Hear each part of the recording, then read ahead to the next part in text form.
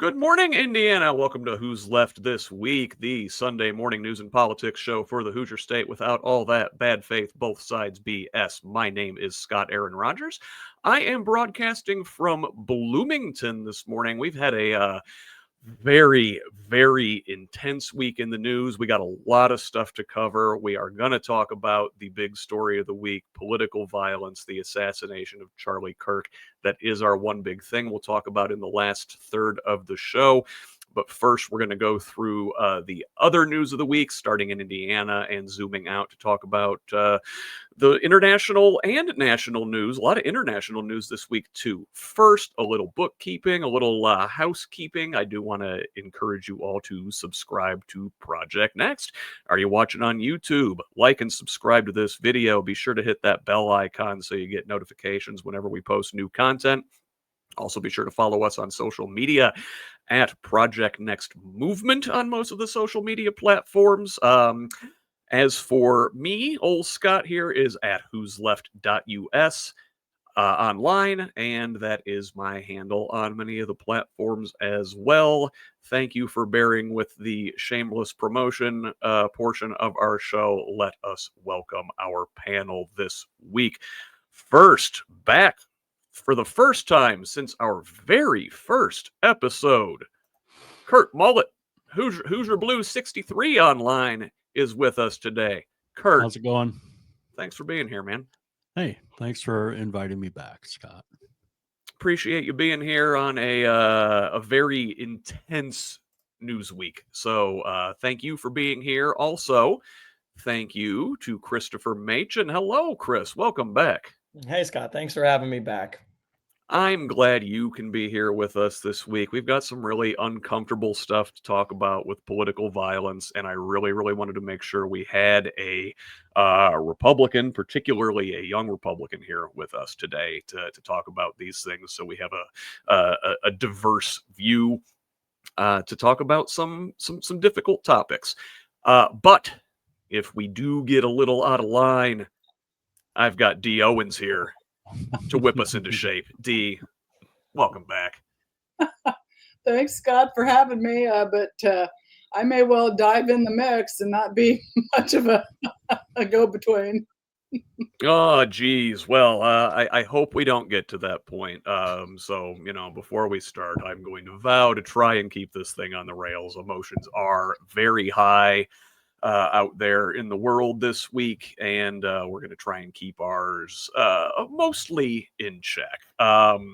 So let us begin, and let us start here in Indiana. And, in a way, I wanted to begin this week on a sort of related, similar note, because, we're seeing in the aftermath of this Kirk assassination a lot of vitriol online. And it is interesting that this same week, Axios Indy, in conjunction with Chalkbeat Indiana, reported a story about youth gun violence in Indianapolis and how social media played a huge part in like a third of those cases. So again, this is from Axios. Since 2020, nearly 200 kids have been shot and killed in Indianapolis. Since 2018, over a third of those of those homicides involving Indianapolis youth, for which prosecutors have brought charges, have involved social media use, according to Marion County Court documents. So the way they explain this in the article, they say platforms like Instagram and others can expose vulnerable youth to a false reality where violence is typical. Students and experts say it can also amplify pre-existing drama between students before an audience of their peers, both during and outside of school hours. Chris, now you're not in Indianapolis. You're not shooting up people in the streets, to my knowledge. No. But does this sort of comport with the way your peers see things, that social media kind of gives you a warped sense of what things are really like out there in the world?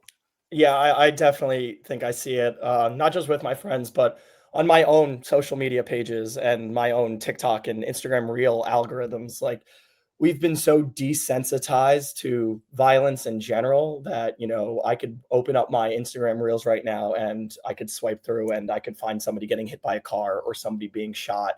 And that's just becoming, they're real things that happen in our world, but they're just becoming so much more normal for us to see.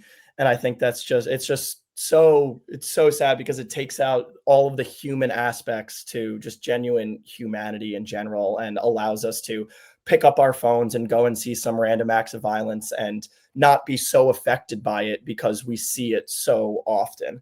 And I think the more that we feed into that, the more that we see these things on social media, the more desensitized we will continue to be to these things. And when we do see true violence, we're not going to be able to know how to react to it because it's so normal to us already.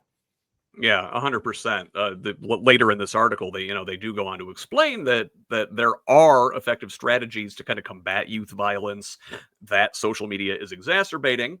However, some of the techniques are like emotional learning in school, which Indiana lawmakers have moved away from. They want teachers to focus on reading, writing, and arithmetic, and not all that, learning how to be a person navigating the world, as well as things like school counselors. Again, Indiana is one of the worst states in the country for access to mental health resources in schools, as well as things like gun safety, which again we have not done anything about here in Indiana recently. Dee, do you see any of that stuff changing in response to things like this report, or like our legislators seeing people they respect killed in acts of gun violence? Scott, I would say no, because I think depending upon how things are framed, that the actual results will be more division and not more coming together. You have to rebuild societal norms in order to make political violence or any kind of violence once again seem aberrant and not normal. And we're not doing that work. All we're doing is arguing about whatever red meat is thrown at us that day to argue about, and thereby degrading those cultural norms and not bringing them, building them back up. So I don't see it getting any better until leaders stop pushing divisive words and people on television stop saying we should kill homeless people, for example. That will get us nowhere real fast. Yeah. We should focus on things we can all agree on, like the electric bill's too damn high. So this week, the state of Indiana's ratepayer advocate recommended denying AES, that's the corporate overlord of Indiana Power and Light, and other companies. So the state Office of Utility Consumer Counselor on Wednesday recommended that state regulators deny AES's request for a $193 million base rate increase, instead proposing a $21 million reduction in current rates. This conclusion comes after a 3-month legal and technical review of testimony and exhibits in the pending case, which is before the powerful Indiana Utility Regulatory Commission. Freshly appointed counselor Abby Gray said AES, quote, has not demonstrated sufficient evidence for a hike, noting that the utility filed its ask less than 14 months after gaining approval for a previous rate case. Kurt, this is a Braun appointee at the Regulatory Commission, on the Consumer Advisory Council here. Are you surprised that Braun administrators are pushing back against some of their own corporate donors?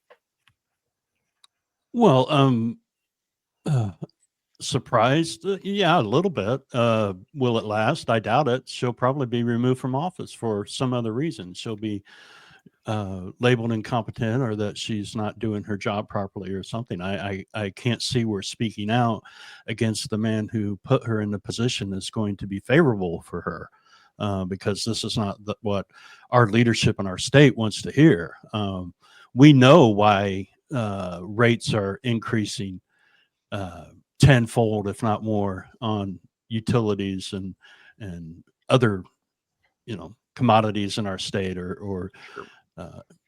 things in our state. There's a huge amount of money that's being poured into not only Republican politicians in our state, but also Democrats, but mainly the Republican body of our state is fueled by a huge portion of these corporations who are just basically raping the citizens of Indiana blind, and there's no guardrails against them. And when you have a government that is allowing them to do this in the past, and has actually created laws and passed laws to allow this to happen, I mean, what do you think the outcome's going to be? They're going to take advantage of the system. So, good for her for speaking out. But I just wonder how long she's going to be around, or how long this is going to actually, stand, because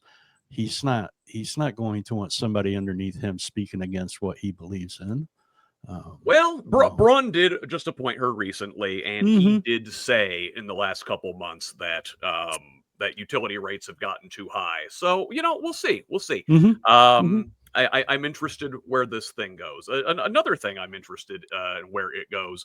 If you recall, last week we talked about Todd Rokita leading a multi-state effort to eliminate federal diversity requirements in transportation contracts.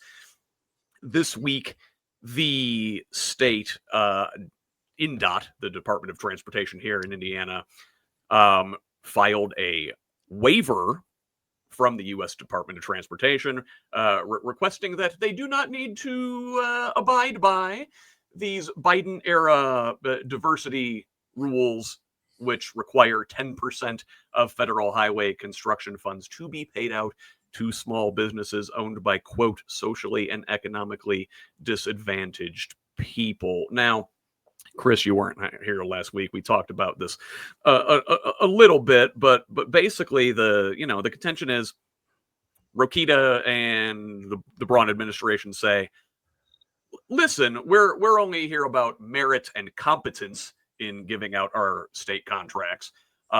Democrats say, well, yeah, but you're not casting a wide enough net.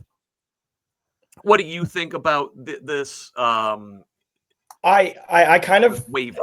I'm kind of in the middle of, I think, both arguments here. Where I think in terms of hiring process, in terms of getting people in, the jobs in the transportation sector, it should be merit-based. I don't care about, gender, about race, about anything like that. That shouldn't matter.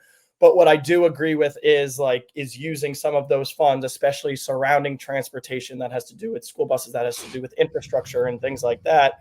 Lower income areas who don't have the funds to fix their infrastructure and put money towards schools and get buses for their children should be able to give a little extra weight for them to be able to handle that and to counteract all of those other things. So I would be in the middle of it. I'm completely in agreement on needing merit-based requirements for hiring processes, but then looking at the entire picture and seeing which areas truly need money and more money compared to others, then I think that's where we should put all of our resources, or most of them. Yeah, and one of the points I think that was brought up last week was that when we're casting this net and making sure that maybe non-traditional companies get a chance to bid for these contracts outside of sort of the good old boys network, is that a lot of times, hey, this can save money. You are finding people who are equally qualified who can maybe do the job cheaper. So there is a fiscal responsibility 100%. element to this. Yeah. Yes.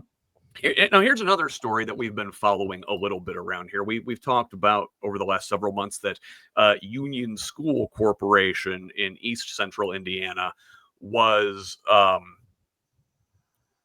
surprised to find that they are being shut down. It was snuck into the general budget bill in this last legislative session that they picked on this one tiny school corporation. So now, one of the things that this school corporation did have going for it is that they were a partner with an online virtual school. So this is from, Chalkbeat, Indiana. Once again, the Indiana Digital Learning School and the Indiana Digital Alternative School will be adding Beech Grove City Schools as their second district partner, while the Union School Corporation continues a legal battle against the state and Governor Mike Braun to stop the forced closure of the district. So, like we said, the provision to close Union schools was added last minute to a sweeping property tax reform bill during the 2025 session. If Union loses their legal fight, it will close all of its brick and mortar campuses that currently serve a little less than 300 students. So it's been unclear until now what would happen to the 7,500 or so students statewide who take classes through the online schools, which are operated by the for-profit company Stride K-12 in partnership with the district. So by adding Beech Grove as a secondary partner, what's happening is that the company's contract with Union is still active, but new virtual students from around the state will be enrolled in Beech Grove schools for the foreseeable future unless they express a preference for Union. So, Dee, the way I read that is, okay, we've got this virtual school, which there's all sorts of conflict of interest around that Stride company to begin with, but let's set that on the table, or set that aside for now. And just look at what's happening with Union. So this Beech Grove is now your secondary partner while Union goes through court. They're going to assign new virtual students statewide, mind you, to Beech Grove. So that money will go not to Union to keep that little school corporation afloat, but to go to Beech Grove. And you have to basically explicitly request that your funds go to Union School for now. Am I right in seeing that this is just kind of like a sly way of extracting this asset from the little school corporation and shutting them down? No, you're right. That's exactly what's going on. And having raised my kids in rural schools and being a rural person myself, I can tell you that, if you live in the city and you either walk to school or you take a quick bus ride, it is nothing like getting on a bus at 6:15 in the morning and riding for an hour and a half when you have a small child. It's ridiculous. Back in the, I don't know what, 80s, when they decided to consolidate all the schools and have North and South and so forth, and get rid of all the little schools like Kirksville, close to where I live now, they found after, 10, 15 years of checking it out, that was not the best move. That in fact, it was the worst move because it pulled those students away from home. It made parents less likely to come to school functions because they really couldn't, because they're farther away and they had to work and so forth. Especially if you're talking about family farmers and agriculture, those people, they have a hard time getting to anything as well.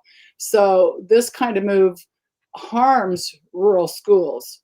Additionally, I see it as another movement inside the charter school push to try and get something that is actually possibly profitable wrested out of the hands of who did it and bringing it into the hands of who can make more money. The question that I will ask throughout this entire day is who profits? Who profits from this move? That should tell you all you need to know. Yes, yes, indeed. And I will again note that Stride K-12, the operator of this virtual school, is run by Tony Bennett, the former state school superintendent, who is now president at Stride.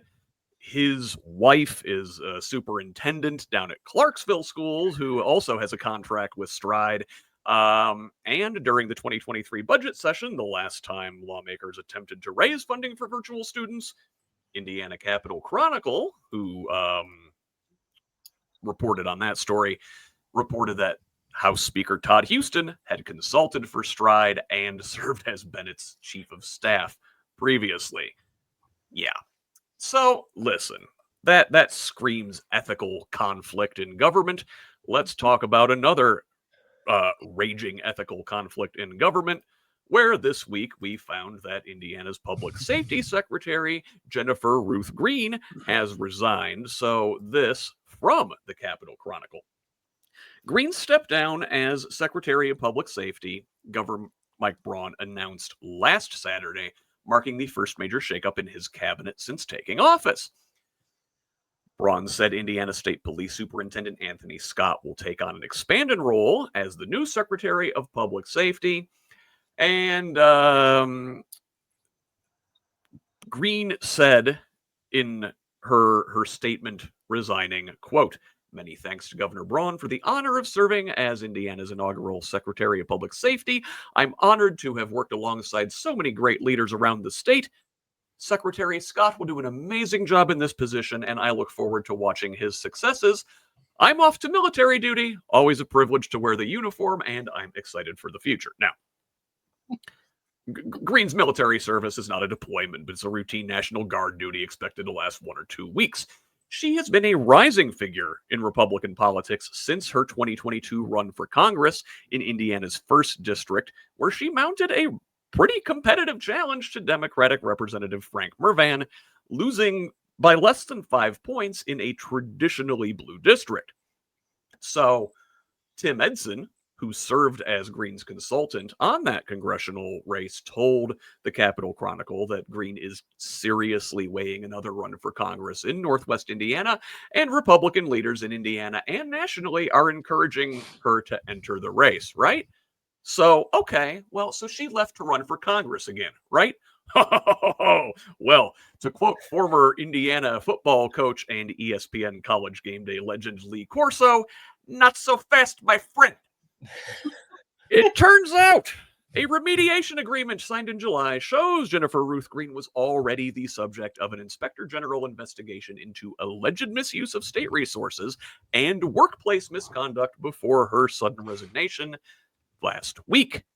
The document obtained by the Capitol Chronicle shows Mike Braun's office agreed to allow her to remain in her position pending the results of the Officer of Inspector General investigation, with appropriate safeguards in place to prevent additional ethics violations, including additional ethics training.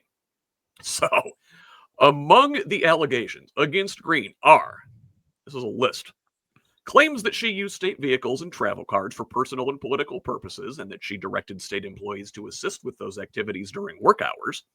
Additional accusations center around inappropriate workplace conduct, ranging from conversations with employees about personal relationships, intimate subjects, or sexual activities, to uninvited touching of employees and retaliation. The agreement alleged Green used state vehicles and travel cards for personal events. Further, the agreement suggests that Green promoted her book and her brand, Battle Proven Leadership, during state time or with state employees and resources. She was also accused of asking staff to perform personal errands, including driving family members and completing tasks at her residence. Excuse me. Kurt, Green was in office since like January, man. Right. She's been busy, no, dog? Mm-hmm. Yeah. I mean, I don't know what else I can add to this. You pretty much covered it. I mean, there you go. You know, I mean, that's the sum of the whole story. So I know where she can get a job. She just needs to apply to the Trump administration. They'll take her in a minute. Absolutely. She'll be hired in a Well, second. well, I wanted to ask about that, Kurt. I mean, Yeah. so listen, this list is a mile long. I didn't even go through everything. Does she still have a You can't. future in Republican politics? Well, absolutely. She fits the she fits the mold. I mean, come on, let's face it. This is what they do. This is who they are. And it will be ignored and it will go away because she is a Republican. I mean, this is what happens. Corruption and making money off of their positions is, part of the thing nowadays. So, I mean, that's the norm. That's been accepted. We turn a blind eye to this, unless it's a Democrat that does it, and then the world comes crashing down on them. So, this is, I mean, just like Dee said, she did all of this in 7 months, and this is what we know. My God, I mean, and I just want to say one thing about the DEI thing, that people that want to get rid of DEI because they want merit-based hires to be done. That's what DEI is. It's based on merit, on your ability, on your skills. Okay. So it makes no sense. And of course, people that say that, they don't make sense because they don't understand what DEI actually is. And they prove it by saying, well, we want merit-based hires. Okay. But with DEI also came things like quotas for specific populations and groups to be hired. So that doesn't always go with merit-based, because if you had a general pool and you're not trying to separate based on race, ethnicity, gender, or anything like that, then the cream will rise to the top, and it doesn't matter what background or group that they belong to. And so because because there's been things like that added to it, we just do away with all of it then and bring it back to the point to where the white guy's going to get hired, because that's I'm not saying that. I'm saying I'm just saying that's what's happening with the destruction of DEI. Let's see who rises to the top and who is the best candidate to be able to do the job effectively.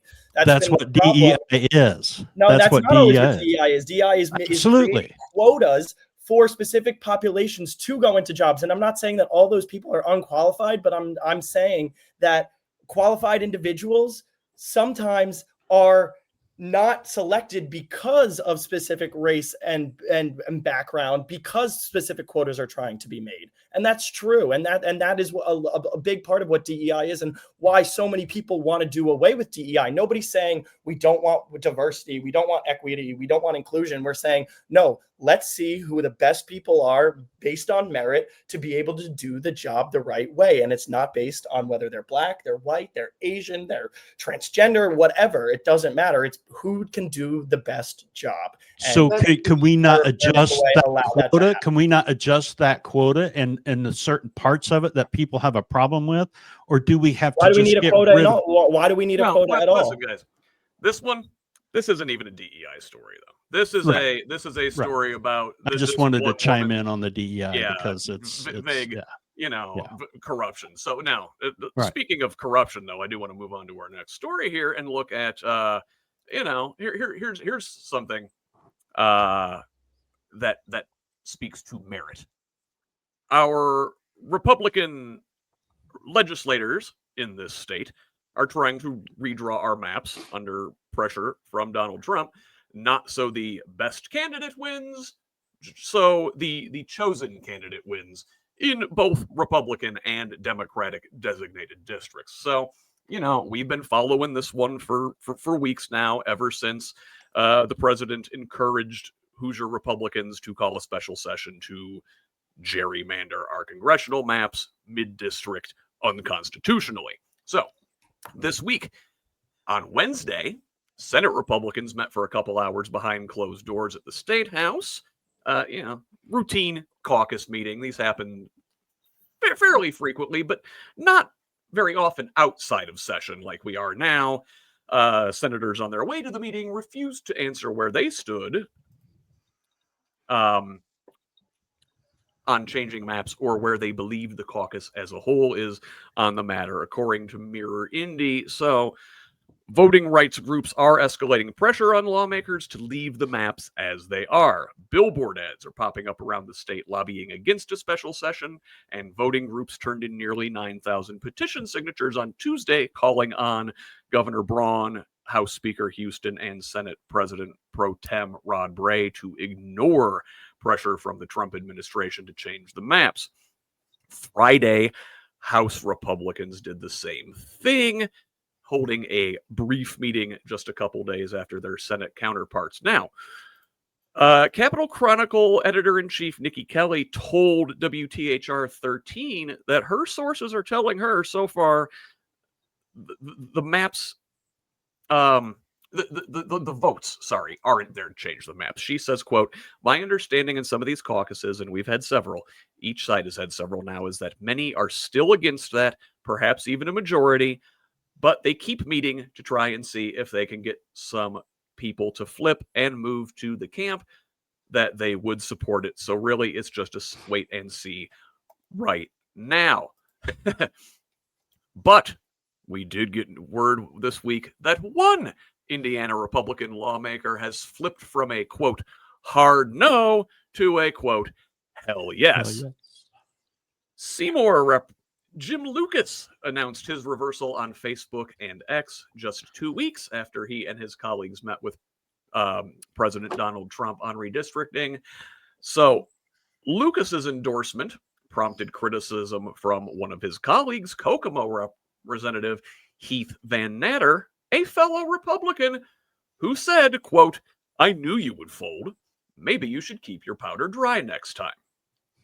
Now, Lucas didn't respond. Instead, on Thursday morning, he posted a lengthy explanation of his reasoning to Facebook. He says it wasn't the Kirk assassination or this Ukrainian refugee in North Carolina that caused him to change his mind. It was his own back surgery. He credited the Indiana Spine Hospital for being physician-owned and patient-focused, and says this is the way healthcare should be. If Democrats take control of the House, he wrote, places like this might go under, and the rest of Trump's reforms will be, quote, dead in the water. We owe it to ourselves and future generations to give Trump this reform possibility because the status quo from both parties is destroying America. That is why I'm a hell yeah on redistricting. Now, I should note here, Indiana Spine Hospital and its physician owners are huge Republican donors in the state of Indiana. Let's see. Dee, this is you, right? Thoughts on any of the redistricting? Thoughts on Lucas personally? Oh, boy. We could be here a long time, but I know there's football, so I gotta. Yeah, as we all know, Trish Whitcomb ran last cycle against Jim Lucas because of his drunkenness, his public drunkenness, his known drunkenness, his criminal drunkenness, his drunken drivingness, yes. Drunken drivingness, having accidents, flipping his gun at students who were up at the State House trying to say, please do something about gun safety. I don't believe a word that comes out of that guy's mouth, to be quite honest with you. So I'm absolutely unshocked that he would back off of his, anything to get a little bit of press, and he sure knows how to get it one way or the other. But as far as the redistricting is what I would call cheating. It's what I would call rigging an election. Nobody on this call or who's listening or who ought to be listening is for cheating and rigging elections. That's the entire idea of a democracy, if you will, is to have free and fair elections. And so this is not just an attempt, but it's an utter push to cheat. And I don't like it. Yes. I think all of us on this call would like to see gerrymandering go away across the board nationwide. Now, a place where we might disagree and not say that the thing is cheating like we do with gerrymandering, is on this voter suppression thing. Now, Diego Morales, as we know, has been cooperating with the Trump administration and their crackdown on what they say is massive voter fraud, right? So, earlier last year, Morales shared the voter rolls for the whole state with the Department of Justice. Well, now it turns out the Department of Justice is turning over these state voter rolls to the Department of Homeland Security in a search for non-citizens. This data sharing comes after the DOJ this summer demanded that election officials in nearly 24 states turn over their voter lists, alarming some Democratic state secretaries of state and election experts. Even some Republican secretaries of state have declined to provide their full voter lists. Not our boy Diego. Again, he said his office has provided the personal information of the state's registered voters, nearly 5 million Hoosiers, to the Department of Justice. And Morales said he's complying with a letter from the Trump administration sent in recent weeks. Now, while the administration didn't describe how Homeland Security will use the voter rolls to search for non-citizens, the agency operates a powerful program called SAVE, Systematic Alien Verification for Entitlements, that can identify the immigration or citizenship status of an individual. SAVE was originally intended to help state and local officials verify the immigration status of individual non-citizens seeking government benefits, but U.S. Citizenship and Immigration Services, which is part of DHS, this spring refashioned it into a platform that can scan states' voter rolls if officials upload the data. So, listen, what's the payoff for all this, right? They're looking for voter fraud, right? Well, I'll tell you what, Diego says he's got some. You see this, Kurt? This week, this is from WFYI, public media in Indianapolis. Secretary of State Diego Morales says that system that flagged 1,600 people who need to provide the citizen proof, okay, that they turned in. Counties are responsible for canceling people's voter registration if they don't respond to the notice within 30 days. That could mean U.S. citizens with valid voter registration could have their registration canceled.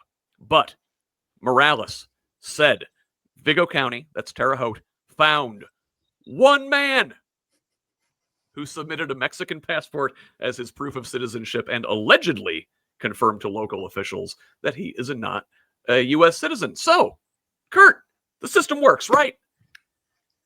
The system does work. Our system does work. And this voter fraud thing is just, it's a lie. It's a flat out lie. But this has been the narrative that has come from the dude in the White House ever since 2012, when he first started tweeting about the elections at that time, when Mitt Romney was running against Barack Obama. And he was tweeting that there were trucks pulled up to warehouses in Detroit unloading ballots.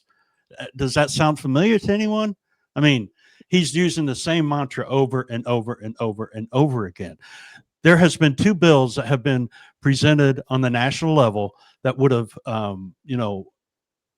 stopped so much of the cheating that has occurred that has been blocked by Republicans when it came to like gerrymandering and forcing a vote or swaying a vote in a state's direction towards one party or the other, but they haven't done that.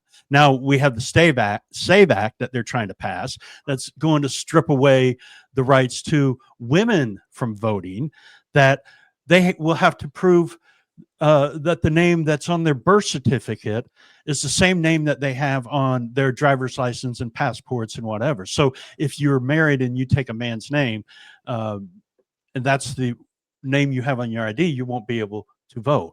It's been proven by research and data collected by the Brennan Center and other organizations that there is no voter fraud that takes place. It is a minuscule amount that actually happens. Undocumented immigrants are not allowed to vote. Okay. I mean, it's crazy. It's absolutely nuts. But this is a narrative. This is how you create an issue like this. You just repeat the same thing, and that's what happens.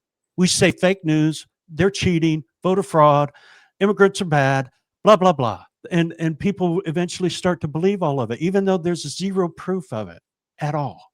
Okay, and we know the way these things work, right? These narratives about voter fraud are perpetuated to just to make voting harder, to add hoops, basically, for people to jump through. And it turns out the people that have to have a hard time jumping through hoops are the folks that usually vote for Democrats. and it's being done by Republicans because they know the numbers are with the Democrats, and if Democrats simply would show up and vote, we would win. And that's why it's being done. There is not voter fraud. In fact, most of the voter fraud that took place in the 2020 election was committed by Republicans, by fake electors, by making a phone call asking for votes. I mean, well, that, and also just, the small number of cases of like actual like voter fraud. It's like, right. Somebody who has a house in Michigan and a house in Florida and they voted both. That's not something that like your average American can do, because most of us have a hard enough time affording one place, one house. I do need to move on, Chris. I know you're chomping at the bit for one here, and so I'm going to ask you about higher education here. So we found this story again, the Capitol Chronicle, and folks, just take a second. Go subscribe to them. An indispensable source of news in the state of Indiana. I cannot recommend their work enough. I rely on it a whole hell of a lot.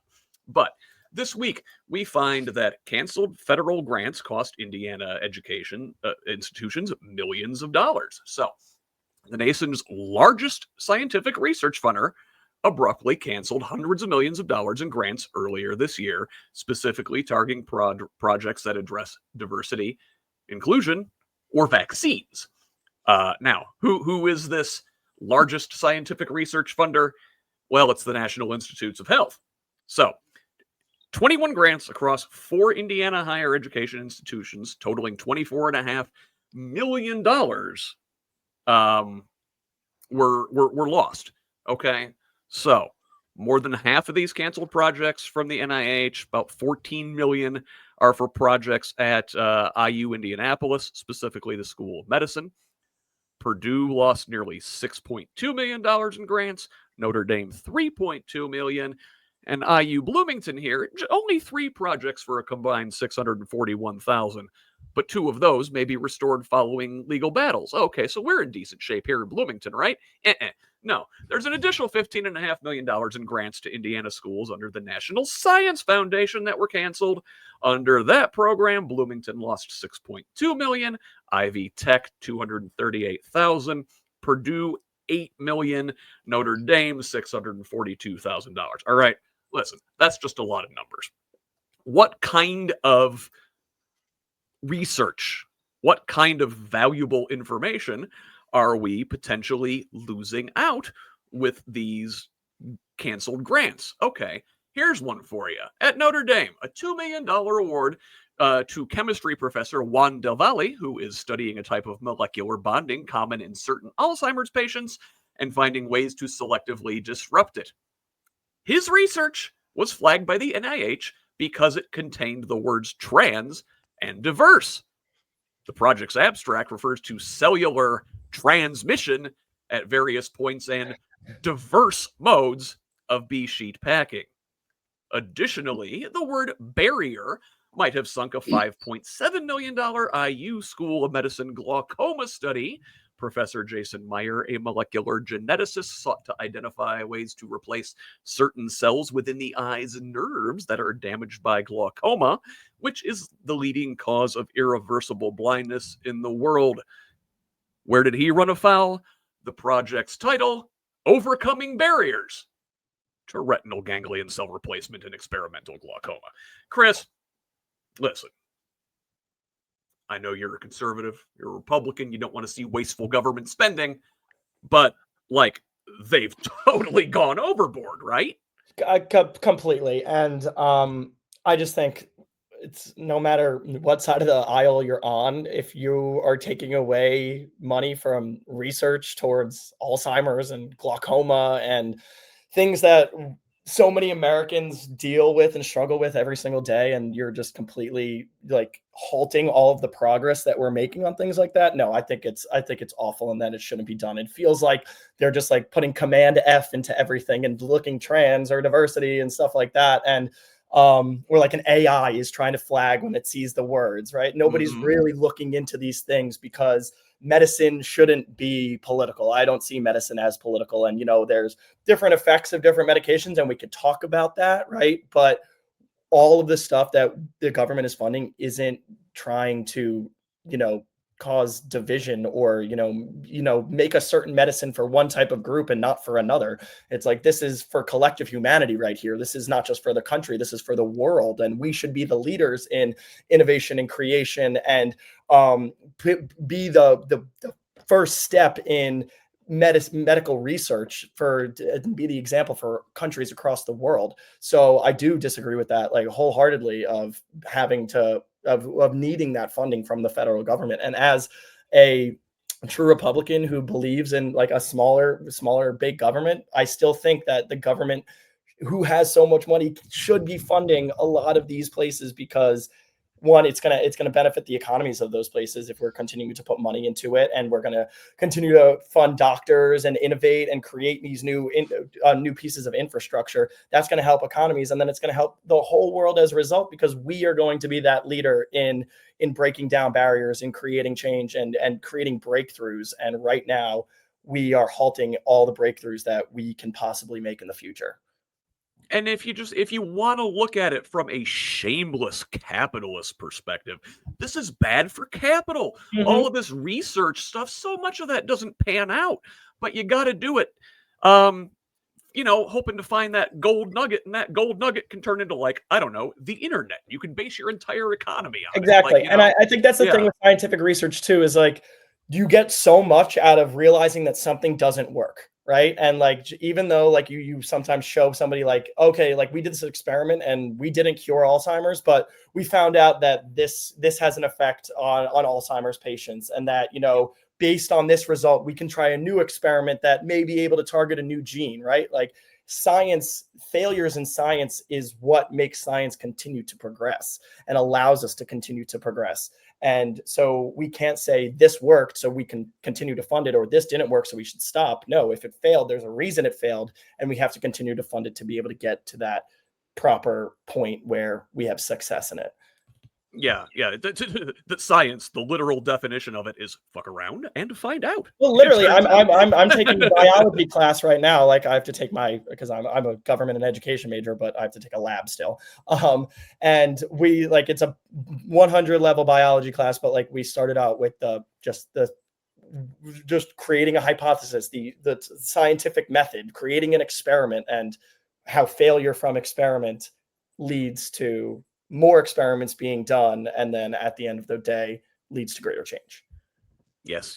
Thank you. And then the last thing I want to discuss here in Indiana this week, and we will stay on the college campuses, and this one from the Indianapolis Star.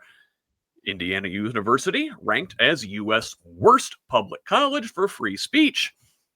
In Tuesday's rankings, the Foundation for Individual Rights and Expression tanked IU's score largely because leadership canceled a speaker in response to the anti-DEI movement and placed a sniper atop the student union during the 2024 pro-Palestine encampment. So FIRE, which is if I may say, FIRE acronym, is a nonpartisan organization that defends First Amendment rights across the political spectrum. Survey company College Pulse ranked the campus speech environment of 257 public and private universities each year. It uses student surveys, policy wording, and university decisions to calculate each college's score.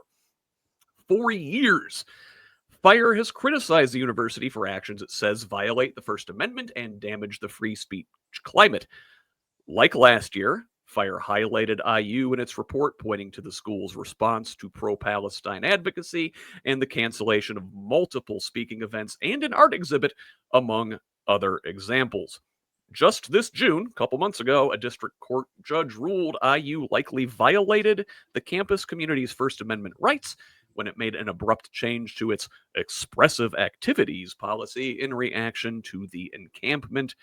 The university later revised its policies. Dee, you went to IU. Thoughts?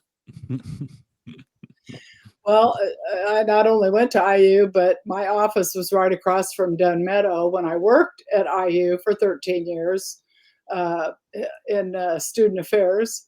And at lunch, you could go out and hear any number of different opinions, many of which I utterly disagreed with. But Dunn Meadow was designated. Pastor Dan there when you were on campus there, Dee? Always around somewhere, yelling and hollering at everybody going by. And you just, how are you? But yeah, I mean, that's why, Chris can tell you this. Why do you come to university? You come to university to learn something in depth and to meet new people and to be exposed to all kinds of different things, so you can make up your own mind as to what it is you want to do with yourself and what it is you think about things, and to be pushed and prodded and all of those wonderful things that make us the people that we, can grow up to be. And so I think that putting a sniper on the roof was outrageous and horrible. I agree with that. And that never should have happened. And it got such attention, negative attention, that we now are getting even further negative attention from that. I'd also like to point it out that the cancellation of the so-called DEI speaker, that was pretty interesting to me, because Charlie Kirk was scheduled to speak at Indiana University Bloomington in October. So why wasn't he called for his DEI?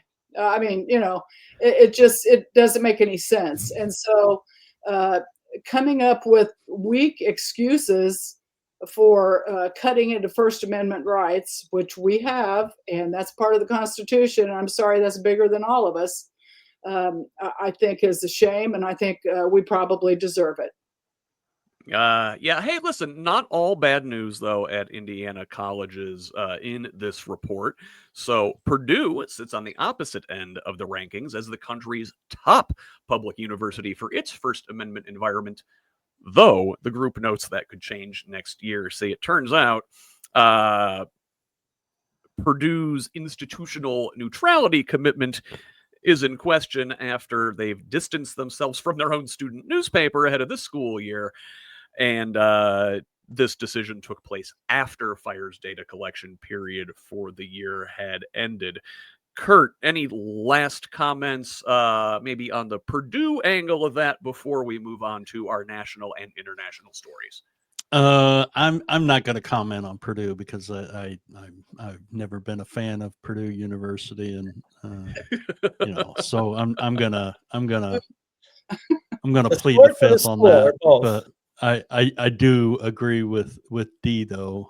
All of this is just it's a violation of our First Amendment rights, and putting a sniper on top of a building is a form of martial law. So I mean, it's, whether you think that or not, it is. When you have a gunman overseeing protesters that are exercising their constitutional right, regardless of what your feelings are on it. But we know why this is happening at IU, and what's going on down there. So it turns out shooting people from roofs or even threatening such because of what they say is not good in any case. It's kind of bizarre. Yeah. So listen, let's move on. Let's go on ahead and talk about our international and national stories this week. And I do want to start on the international front because, man, there is a ton of international news this week, whereas most of our U.S. stories are, let's say, Charlie Kirk-centric. Again, we'll talk about those in the last third of the show. But first, hey, look, a democracy can hold attempted coup attempters accountable. This one, starting from the BBC, the former president of Brazil, Jair Bolsonaro, has been sentenced to 27 years and 3 months in prison after being found guilty of plotting a military coup. A panel of 5 Supreme Court justices handed down the sentence just hours after they had convicted the former leader. They ruled he was guilty of leading a conspiracy aimed at keeping him in power after he lost the 2022 election to his left-wing rival, Luis Inácio Lula da Silva. Bolsonaro was found guilty of 5 charges, all relating to his attempt to cling to power after he was beaten in the 2022 elections. But prosecutors said he had started to plot to stay in power long before proposing a coup to military commanders and sowing unfounded doubts about the electoral system. Man, sound familiar. So the justices found he had led a conspiracy and also convicted 7 of his co-conspirators, including senior military officers. Among them are 2 former defense ministers, a former spy chief, and a former security minister. Okay, sounds like a good deal to me. Well, U.S. Secretary of State Marco Rubio did not seem to agree with this sentence, saying that the Supreme Court in Brazil had, quote, unjustly ruled to imprison former President Jair Bolsonaro and threatened to respond accordingly to this witch hunt. Brazil's foreign ministry reacted swiftly, posting on X that threats like the one made today by Rubio in a statement that attacks a Brazilian authority and ignores the facts and the compelling evidence on record will not intimidate our democracy. Hey, Chris, thoughts? This is how you're supposed to handle an attempted coup, yeah? Yeah, I agree with that, and I won't get into like details specifically on Bolsonaro and everything. I don't know specific details surrounding Brazil and everything right now, but I will say that no, that's the way that it's supposed to happen. An election happens, and somebody tries to cling on to power, then I mean, not thankfully the coup happened, but people rally together, democracy prevails, and you try to get that guy out of power.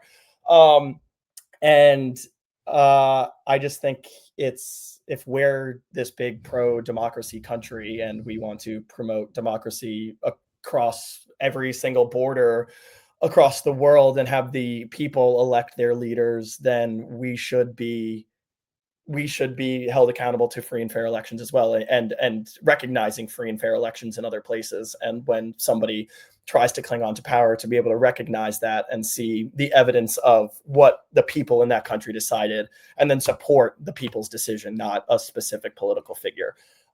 So I don't love the reaction from it, from Rubio. I don't have all of the information on how the election played out, how everything was. So I'm not coming from a place of extreme knowledge behind Brazil, their electoral system, everything like that. So I would have to do more research on it.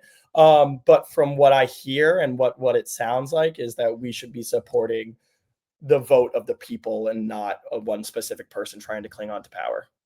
Yeah, and I don't have to tell you or anybody else here in this room that the U.S. has a checkered record when it comes to respecting the electoral decisions of other countries, and that is a bipartisan. Oh yeah, for sure. Now, and really, if there's any one theme from this section of our show today, it is that the U.S.-led world order is kind of just crumbling all around us. You can see it in things like, I don't know, our Secretary of State standing up for the coup plotter, and also in things like this from The Guardian. Israel's strike on Hamas leaders in Doha, Qatar on Tuesday, which also killed a Qatari officer, marked an unprecedented moment for the Gulf Kingdom. The attack undercut the assumptions that has underpinned Qatari foreign policy for 3 decades and reverberated across the Arab region. Be useful to the United States, and it will protect you. Well, that is now in question, yeah? Israel's attack on Qatar, a major non-NATO ally of the U.S., targeted Hamas leaders who had gathered to discuss a new ceasefire proposal in the war on Gaza, put forth by the U.S. The leadership survived, but 6 people were killed, including a Qatari security officer. So, For decades, this arrangement has held in the Middle East, right?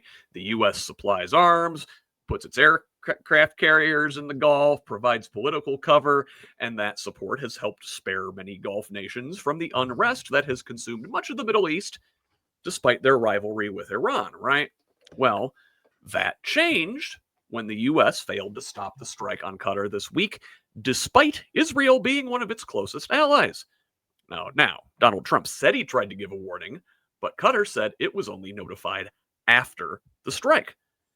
The message taken from this was not that Washington cannot control Israel, which it arms and equips to the tune of tens of billions of dollars, but it does not want to rein it in. Trump's ability to call back Israeli jets on their way to bomb Tehran last month showed or was that the month before? Regardless. Anyway, it showed he has the leverage when he chooses to use it. So, Rubio, we discussed in our last story, just landed in Israel, I want to say, this morning, to discuss the war on Gaza after this Israeli strike. Rubio's trip comes after Trump criticized Israel over the brazen and failed attack on Hamas leaders. So Netanyahu is still vowing that this perhaps won't be an isolated incident, despite U.S. promises that it won't happen again. Kurt, what the hell's going on here, man? Like, I mean, we know Israel's gotten out ahead of the U.S. Several times over the last couple years, but I mean, they're U.S. ally now. This is a Israel is a problem on so many levels and so many different angles, and both parties are to blame and should have blame put on them, and it's a touchy subject to talk about, because people, you want to talk about something that people get fired up about.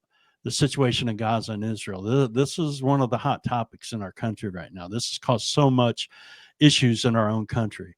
But this is what happens when you give, I don't want to say free reign, but when you continuously just pour money into and give money to someone like Netanyahu, the ego starts to take over, and they feel like they can basically do whatever they want to do. And the fact that the dude said, I tried to get a hold of, it's funny how in one situation, it's the tough guy, and he shows how, he's going to take control and he's going to get this done. And, well, I tried. I mean, give me a break. It's laughable to a lot of us. It's simply laughable, but things are only going to get worse. Tensions are rising across the world right now, not just in the Middle East, but across the world. And this guy is making enemies of many, many allies that we've had for decades. Changing the Department of Defense to the Department of War. What kind of message do you think that sent to our global friends and allies and adversaries? So it's a rare moment of honesty. Look,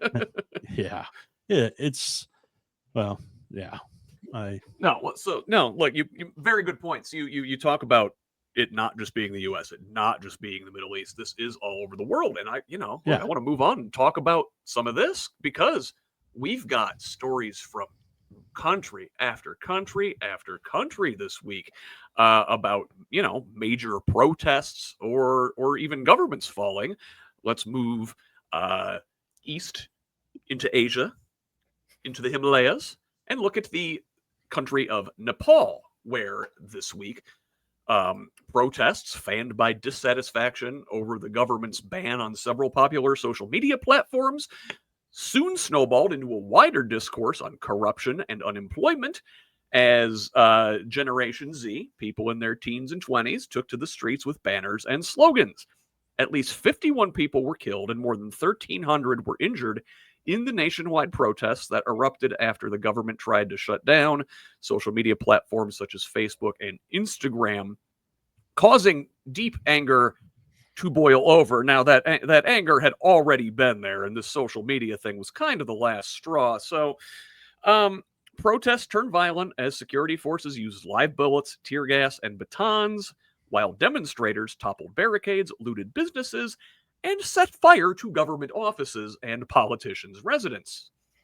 The prime minister and 4 of his ministers resigned last week, and the military took over the capital, immediately enforcing a nationwide curfew. So after Mr. Ali, the now former prime minister, resigned, and the exodus of senior political figures left a power vacuum, activists took to Discord to plan their next steps, according to NDTV. This outlet reported that one server with more than 145,000 members hosted a debate about who could be an interim leader. Over the week, multiple polls were held by representatives of the protest movement on the platform to nominate possible leaders, and they wound up choosing 73-year-old Sushila Karki, a former Chief Justice, who would be the first woman to lead the country. She will assume a caretaker role until elections in March of 2026. Dee, thoughts on Nepal? You know, people can only take so much, and apparently that's how strong social media is. You threaten to take it away, and oh my gosh, look what happened here when we passed a law to get rid of TikTok because it's spying on everybody. Well, so let them spy. You know, your choice. You can download it and have them look at your stuff, and that's okay too.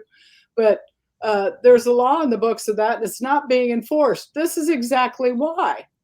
I know that my grandkids' generation would go nuts if you took their stuff away like that, because that's how they communicate now. It's how I communicate now. If I want to talk to anybody, it's how you communicate. So, hell, look, they're governing by Discord now. Right. Well, okay. It's fantastic. Yeah, I don't like Discord so well, but oh well. But you know, it's again. It is what you make of it. It's who profits off this. Okay, think about it that way. And also, just like what's going on most everywhere in the world, try standing in their shoes and then see how you would feel, and you can often understand how these things break out and how they happen. And of course, you know, one person does it, the next person does it, next thing you have a riot. So it's unfortunate, but it's a symbol, I think, of what's going on in the world. And I think it also is in good part thanks to the unrest here. Places around the world are feeling a little more able to raise hell because power vacuum. I mean, we've been a leader, and look at what's going on here. And so there's really is a vacuum, I think. Yeah, well, let's stay in Asia and move a little further east to the Philippines, where we found out, and this is from ABC News, the House of Representatives, the Senate, and President Ferdinand Marcos Jr.'s administration have been investigating alleged substandard and non-existent flood control projects in separate televised inquiries. Dozens of legislators, senators, construction companies, and public works engineers were identified and accused of pocketing huge kickbacks that financed lavish lifestyles and high-stakes casino gambling. This corruption scandal has been especially sensitive in the poverty-stricken Southeast Asian country that is prone to deadly typhoons and floodings that devastate entire towns and villages multiple times each year. So, the Philippines have spent an estimated 545 billion pesos, that's a little less than $10 billion, for thousands of flood mitigation projects in the last 3 years. The projects were under government review to determine which ones are substandard or non-existent, as Marcos said he has found during recent inspections he led in some flood-prone provinces. including Bulacan, a densely populated province north of Manila. So, what's going on here, Chris? Do you have comments on what looks to be like massive government corruption in the Philippines? And, where does the buck stop in that situation? You know what? I mean, I don't. It's obvious corruption. I think, like in plain terms, right there. I don't know a good amount about the structure of the Philippine government and everything like that. But it would make sense that it seems like an easy avenue for corruption because like it's the Philippines. Like there's gonna be floods, there's gonna be all of this. Like it makes sense to go and put like social money towards those projects, right? So if you're just a citizen in the Philippines right now, it's like, oh, we're protecting against flood damage. Like that sounds great. Like this is supposed to happen. So I think the glaring thing for me was just the ease, like the ability for corruption to take place when it looks like everything they're doing it for a good cause, kind of, right? And it's just the susceptibility of people and their trust in the overall government that they will do things for them. And we should expect that from all of our governments, that they're going to do right by us, and a lot of the times they don't. So I think that's like the naivety, but like it's a forced naivety, like of citizens to their government, that their government is going to try to protect them and do right by them, right? Like that shouldn't be a question, but obviously it is so many places, and it's just completely taking advantage of their citizens and what they think they're getting.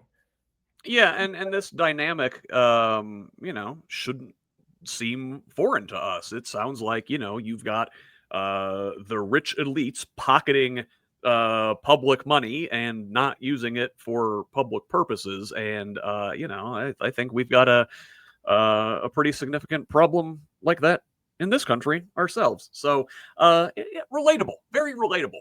Mm-hmm. Let's move to Europe and look at France. So now, if you recall, a couple years ago, they had those big yellow vest protests. There's been bubbling unrest in France for a few years now.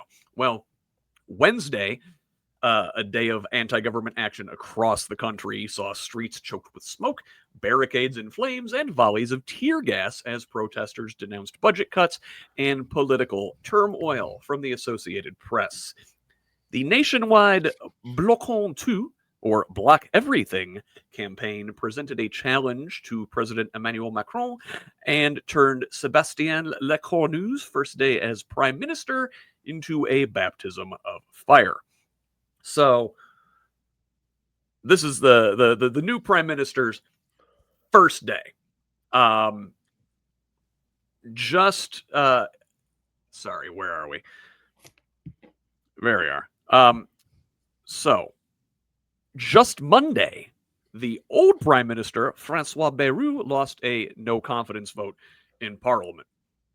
Macron appoints this new guy, Lecornu, and folks are not terribly happy with this. So one student, Baptiste Sagot, 21, says, one prime minister has just been ousted, and straight away we get another one from the right. They're trying to make working people, young students, retirees, all people in difficulty, bear all the effort instead of taxing wealth. Kurt, now I don't know if you know about the Yellow Vest protests that they had a couple years ago. Those were widely regarded as sort of a right-wing populist protest. And here you have sort of like left-wing populist protests. Does this sort of mirror what's happening in the U.S. too, as you see the sort of center consensus falling apart with attacks from the populist outside? So they're placing the burden on the working man and reducing taxes to the rich and not. I mean, I don't see how that's like what we're doing here. Well, I I'm mean, being it's sarcastic. what I'm being sarcastic. yeah. You know, I mean, it's a mirror image. I mean, this is what, you know, right wing conservatism, whatever you want to call it. It's creating problems in many countries across the world right now, and that's why I think you're seeing so many protests taking place. I mean, just like the story you just talked about. What was the guy's name? If anybody knows anything about the Marcos family, I mean, was that not expected to happen? And the thing that's going on in here, when you take one piece of crap out of office and you put another one in, how do you think the people are going to respond? And you know, I don't want to call them fascists or whatever, but when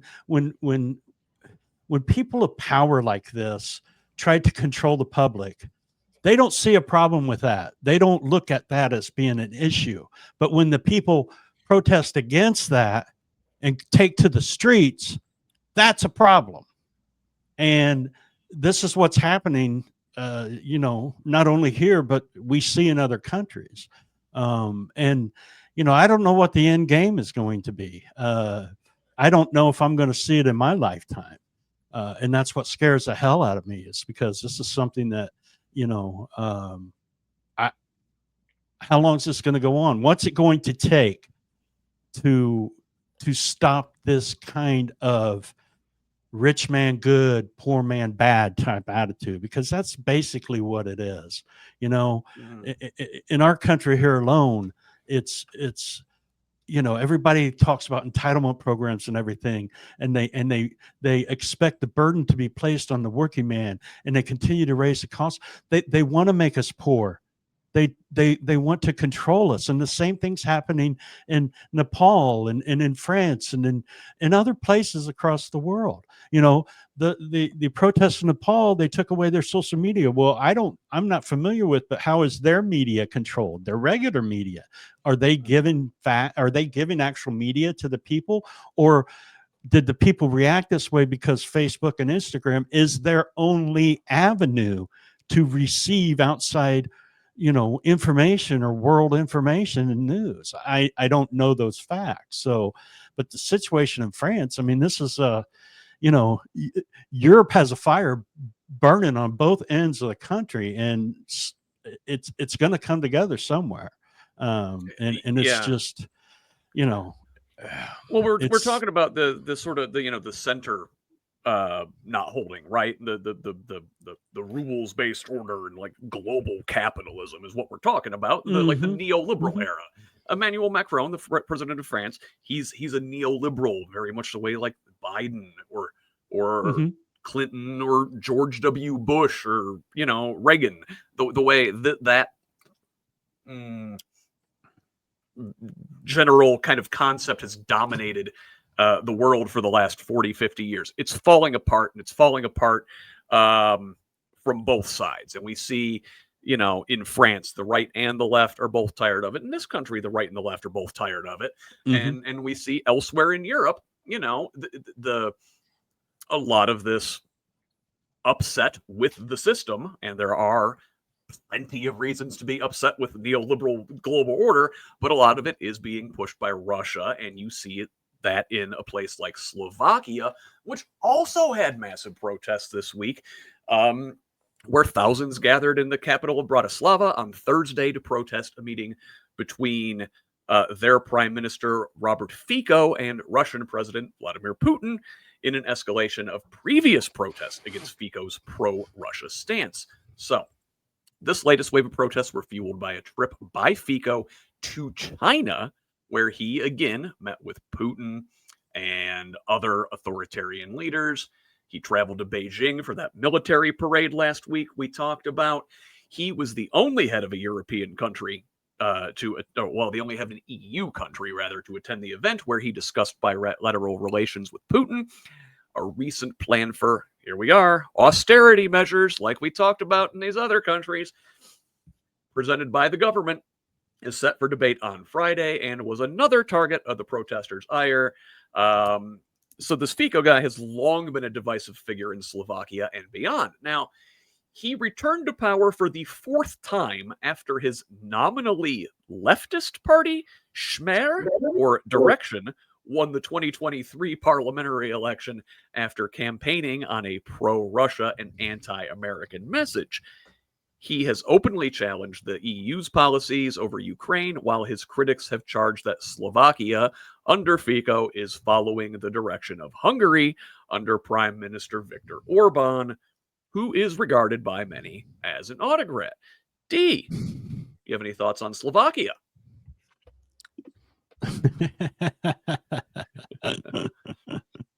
Well, sure. But I think that, you talked about austerity, and did I ask today who profits? Yep. It's, Once or twice. it's not the people who are experiencing the austerity that profit. Okay, they're the ones that are paying the profits to those who are getting them.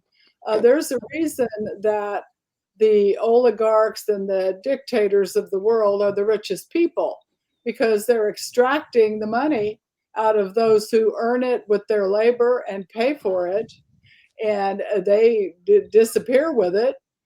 And you'd think that they'd go lay on a beach somewhere, but oh no, that power kind of goes to the head a little bit. And you think, well, if I just get a little bit more and a little bit more and a little bit more, and they just keep at it.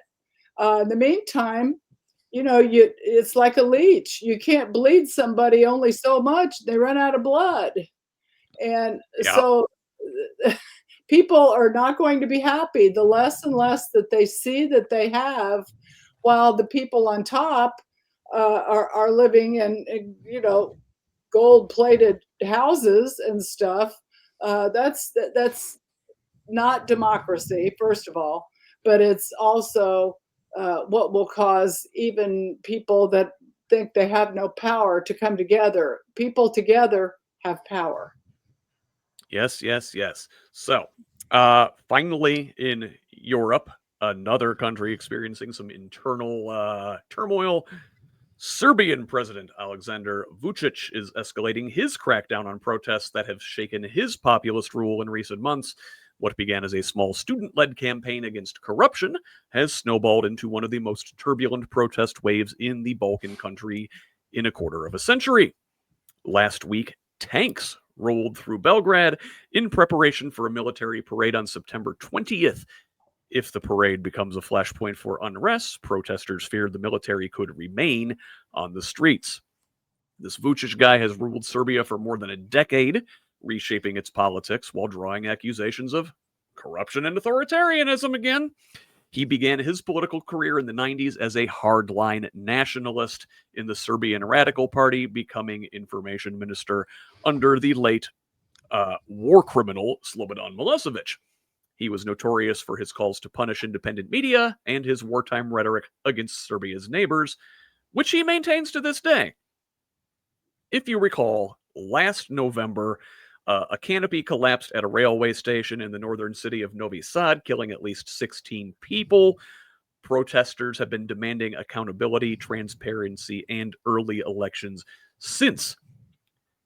European Union officials have warned Vučić that progress toward EU membership depends on meeting certain standards, including reforms in the judiciary, media freedoms, and the fight against corruption. At a time when Europe is dealing with the repercussions of Russia's war in Ukraine, the EU has so far shown little willingness to confront Vučić and his government. Chris, any thoughts on Serbia and Vučić and that country's internal turmoil? I'm actually going to pass on this one because I really have to go to the bathroom and I cannot think before going. So I will be right back, but I'll be here to answer about Russia. So I'll be back. Absolutely. We're going to let Chris walk for a second. And in the meantime, Kurt, do you have any thoughts about Vučić and Serbia? Or is it just the same story again, right? Yeah, I mean, I appreciate we're talking about all these, but all you're doing is just interjecting different country names and different leaders' names, and it's the same old story. This is what's happening, right? Globally. So, it's people are protesting, people are pissed off, and the I mean, I'm not trying to fearmonger or anything, but the world's on fire, and there's going to be a head that comes to it at some point in time, and people need to pay attention. It's this is the only way we have. This is the only power that people have when you have oligarchs and just fascists and dictators and rulers who just think they can do whatever the hell they want to do. The only thing that people can do is to fight back, is to protest. And then when we are the ones that are criminalized for it and pointed to and said, you're the problem, and we roll tanks through it. I mean, they're rolling tanks through the city. You said, where does that sound like? LA. Wow. Threats of Chicago, DC. I mean, that's what's happening in our country. We're taking our military weaponry and rolling it into our cities because we don't like the fact that people are protesting. And for the most part, the protests are not violent, and they're peaceful. Okay. A lot of the violence that has occurred, like in Indiana, back in the No Kings March, the only violent incident that occurred was in Lafayette when a dude jumped out of his truck with a rifle and walked up to the protesters. That was the only case of violence that occurred on that day. So, but they're suppressing people and taking away their right to speak. They don't like it. Fascists don't like to be questioned. They like obedience. And when the populace questions them, it makes them uneasy. And the only thing that they know to do to try to retaliate, instead of maybe changing policies and making things a little bit better for people, is to use their military and to show their might, because that's who they are, and that's the simplicity of their way they think. I mean, most of the problems that are caused in these countries are because of the policies that these governments have made, and that includes us here. You don't fight crime by showing a mass military force. That's not how you do it. That incites people. That's not how you do it. You create policies. You create avenues for people to seek help and to educate people. But we're doing the exact opposite, and I'm sure it's happening in a lot of these countries. They're taking away. We can't rely on statistics here anymore because of what's happened. We can't rely on proper information because it's being held from us. If the numbers come out and they don't like them, well, we're going to change that. And I'm sure this is happening in these countries around the world. I mean, it's scary times, and I try to pay attention to globally, but there's so much here that we have to pay attention to that, hey, some of it slips through because there's I can't even keep track of everything here, and that is Well, that's crazy. That's absolutely crazy. Bad news, because we're going to keep talking about international news, and we're going to look at Serbia's longtime ally and perhaps the pinnacle of a fascist regime that kind of does things however they want. We look at Russia, and while the world's falling around of its own volition, Russia's certainly doing its part to maybe push it in that direction. So in the early hours Wednesday, 3 Russian drones were shot down after crossing into Polish airspace. Polish officials previously said there were 19 intrusions of the country's airspace and that a large proportion of the drones entered from Belarus. A total of 16 drones were found throughout the country, Poland's interior minister said on Wednesday, spread all over a span of area of hundreds of square miles, right? So now, although Russian drones and missiles have trespassed into some NATO members' airspace before, this was the most serious incident of its kind since Moscow launched its full invasion of Ukraine in February of 2022. So, in response to this, on Friday, NATO launched Operation Eastern Sentry, sending a bunch of equipment to the Eastern Front, F-16 fighter jets, and an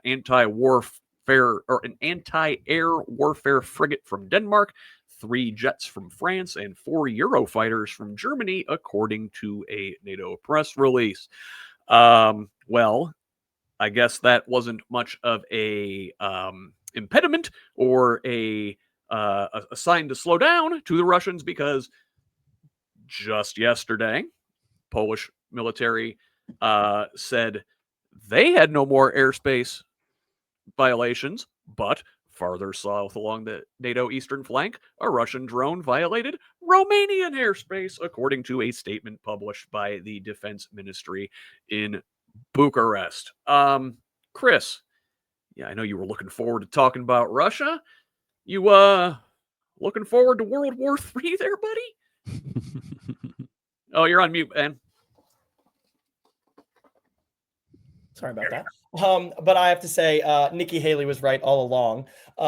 If you go back to the during the Republican primaries 2 years ago, obviously Russia, Ukraine was a huge deal. And she said, like, this is all about, like, having Ukraine's back, supporting Ukraine is all about preventing war, right? Russia, and she laid it out perfectly.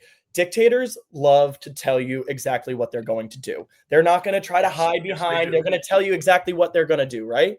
Putin said once he takes Ukraine, Poland and the Baltics are next. Those are NATO countries. That's a world war, and we're seeing it happen already. So this has all been about, and what is needed to happen has been about preventing war. How do we support Ukraine, cripple Russia, and not allow them to continue to expand? Trump just put more sanctions onto Russia. He's encouraging all NATO allies to do the same. And I think the thing that we can really do as an international body is to truly put those sanctions on Russia and stop buying Russian oil. And we need to cripple their economy. We need to cripple the biggest funder of their military, which is their oil production. So if we get NATO countries to stop buying their Russian oil, cripple their economy, and as a result, I mean, they're losing hundreds of thousands of soldiers at a time. They have North Koreans coming in to backfill, right? So they're not actively winning this war, but they're putting on the facade like they are. Right. And then they're going into Poland and doing everything like that. And they can put on that facade because they have the money to continue to do it. So if we cripple them economically, I think then we can start to see the power structure of Putin and Russia start to crumble. I for one, would like to apologize to 2012 era Mitt Romney. We all laughed at him when he said that Russia was the U.S.'s greatest geopolitical foe at that point. And we were like, come on, Mitt, you're living in the past. It's China, right? Yeah. Well, you know what? Mitt might have been right on that one. We're sorry. I didn't laugh. I didn't laugh. I always wondered like if Mitt was our president, or where the party would be right now if he had won. Well, I tell you, Chris, somewhere different for sure. Yeah. I think that, I mean, how do you know when Putin's lying? He opens his mouth, right? I mean, he just lies with impunity. He doesn't care. He is interested in making himself even richer, even though he's supposedly the richest person in the world. In fact, not openly, but in fact.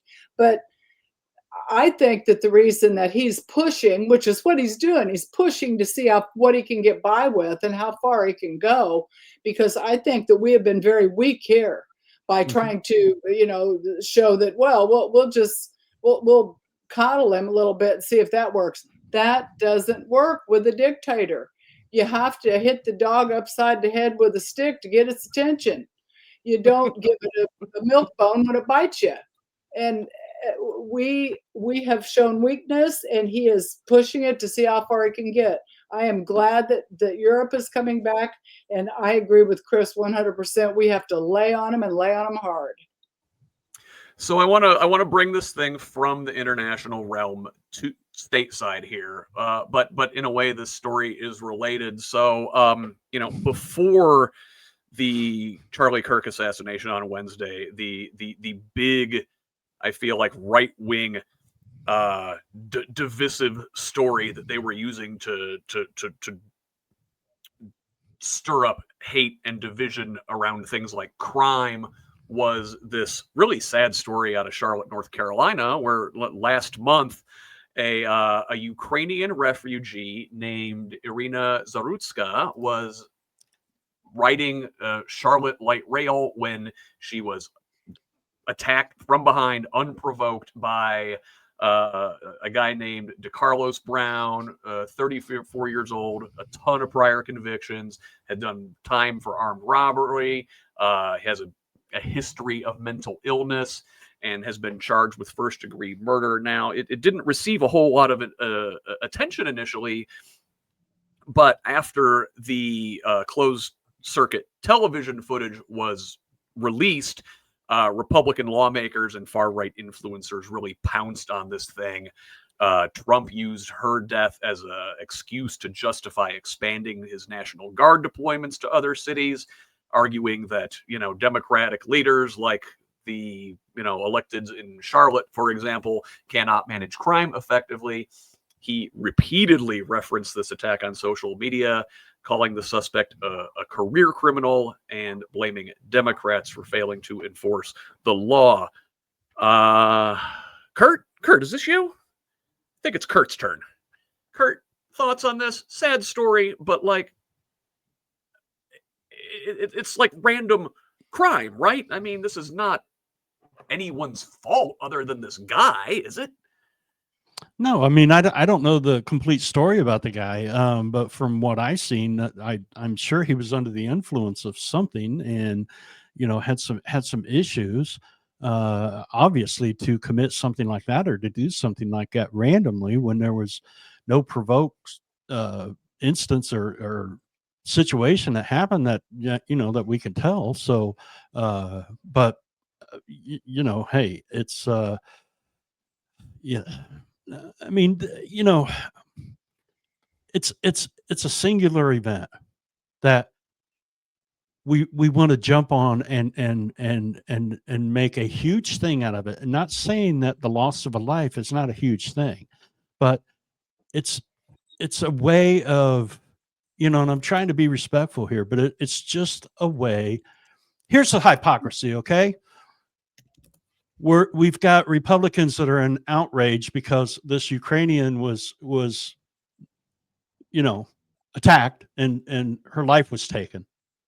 Yet we support Russia in the war against Ukraine.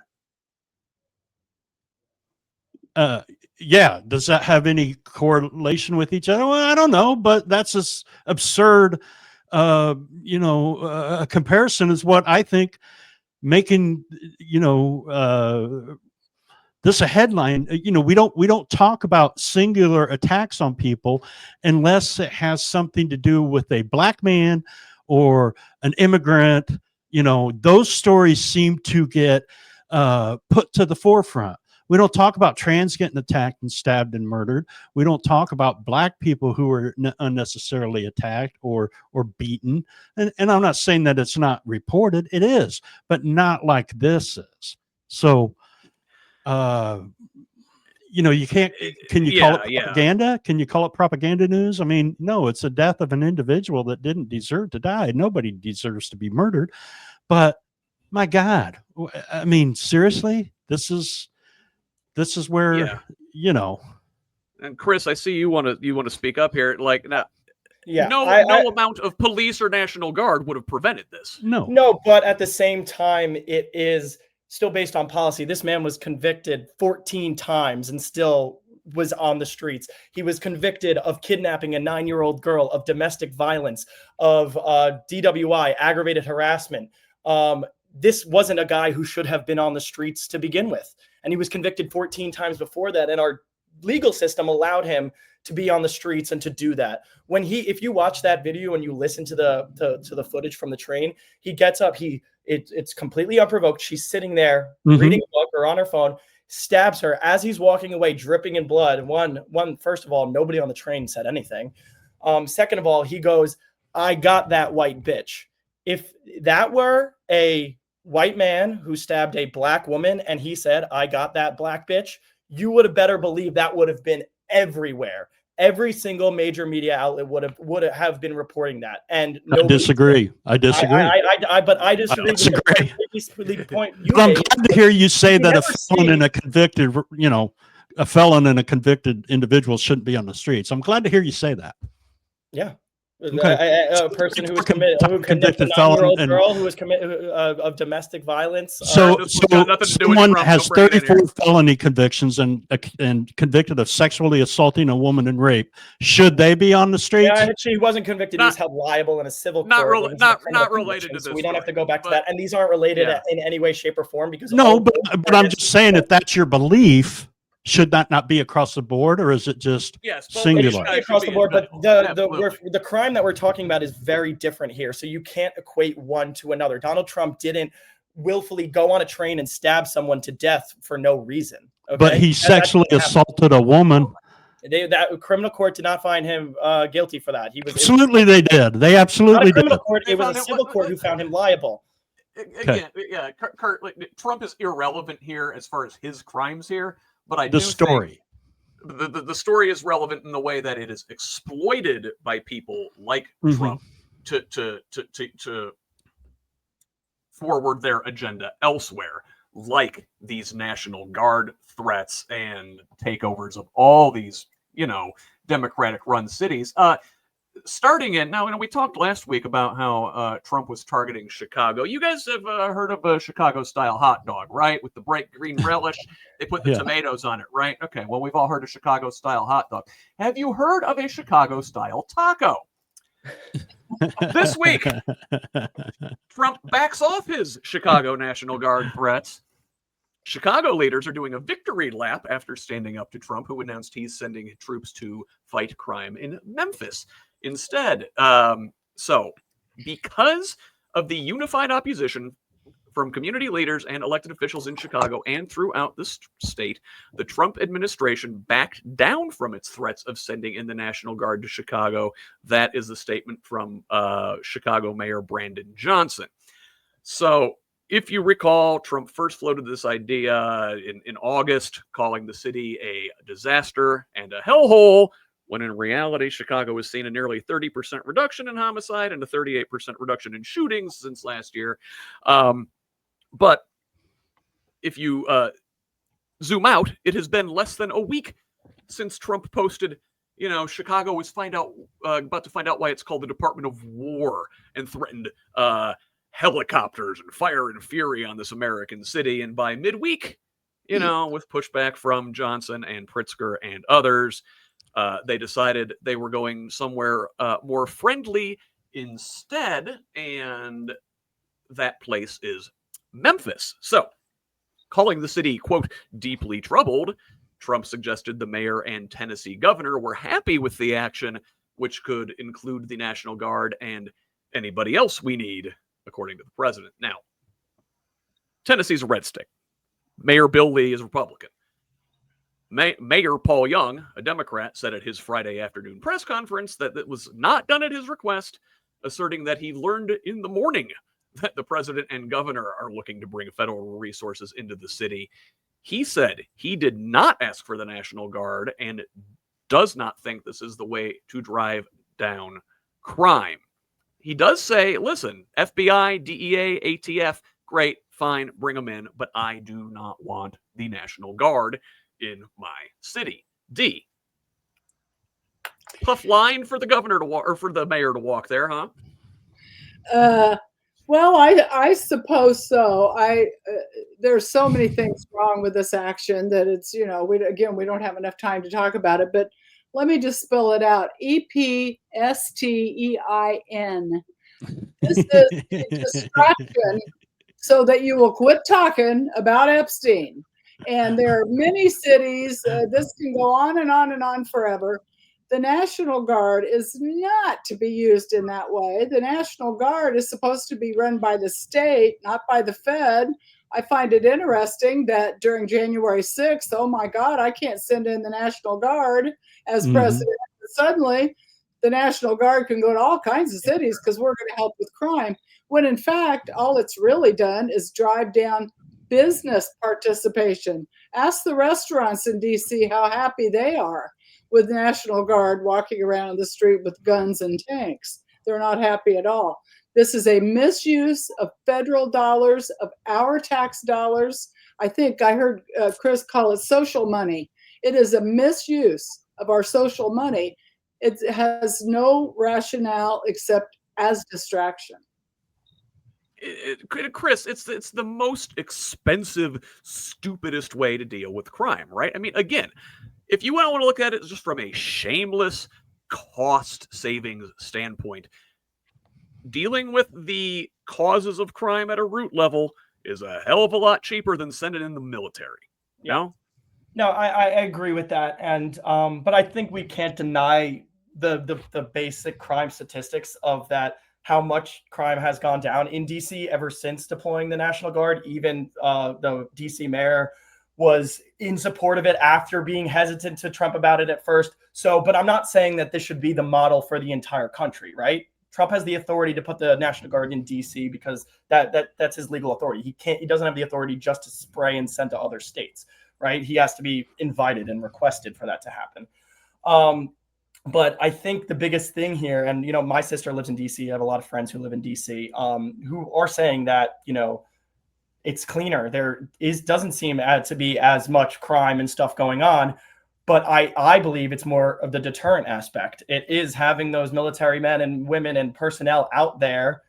Being just a presence there is deterring a lot of crime, and they're not coming down and they're not putting people at gunpoint and doing things like that, but just their presence, I think, is the biggest deterrent. So not to send the National Guard everywhere else, but how do we help police departments present some kind of deterrent like we are in DC right now without needing the National Guard? That would be my next step for local precincts across the country. This is obviously working in some way, shape, or form as a deterrent. So how can we embody this without needing the National Guard here? Well, you know what? I'm going to come back on that and say, if I lived in Iran and I stole something, they'd cut off my friggin' hand. That's a wonderful deterrent, but I don't want to live like that. No, of course not. But No. But if you commit a crime in the United States, then you will obviously you would be convicted of it. So that's a law there. It's not a law here. It's not saying we do not need to normalize having armed people standing in the streets. That's third world crap. I want nothing. We also need to figure out how to be able to bring down crime at the same time, and it can't be a one-off. Well, you do that by not passing bills that defund law enforcement, like the big beautiful bill did. There was billions of dollars within that bill that is defunding law enforcement across this country. That is a fact. You don't do it by defunding mental health agencies, mental health stuff, and other organizations that are geared and towards people trying to help them in a community where they feel suppressed, where they feel that they have no way out because wages aren't keeping up with inflation and so many other things, where they aren't given a fair chance. That's not how you do it. You don't cut mental health. You don't cut health care. You don't do that. Sending the military in and thinking it's a good thing because there's a result from it is, asinine. That is a third world country, like what Dee said. And if that is people's belief that that's what needs to be done in our country, well, then you're the problem in our country. Okay. At the end of the day, we are still a country. You'll see the solutions that should be done. Just like in Chicago, they're investing in mental health and behavioral health. That's what they're doing there. Their numbers are dropping drastically because of the things that Governor Pritzker and Mayor Brandon Johnson are doing. It's proven that if you have somebody in office that's effective and does the right things, it will help people out. But you don't take money away and services and agencies that are designed to help people because you think they're all entitlement programs. I'm not disagreeing. I didn't say you particularly, but that's what's happening. I still can go back on it and say, I'm not disagreeing with that point at all. But at the same time, I do want to move on. Laws, we need to be able to follow them. Yeah, we're running out of time. Football. Yeah, no, I wanted to mention a couple other things on these lines. Memphis isn't the only place. The Trump administration is also planning on sending National Guard troops to Louisiana, both New Orleans and Baton Rouge. And also this week we got word from the Supreme Court that the roving ICE raids in LA are totally cool, and that they can continue doing this.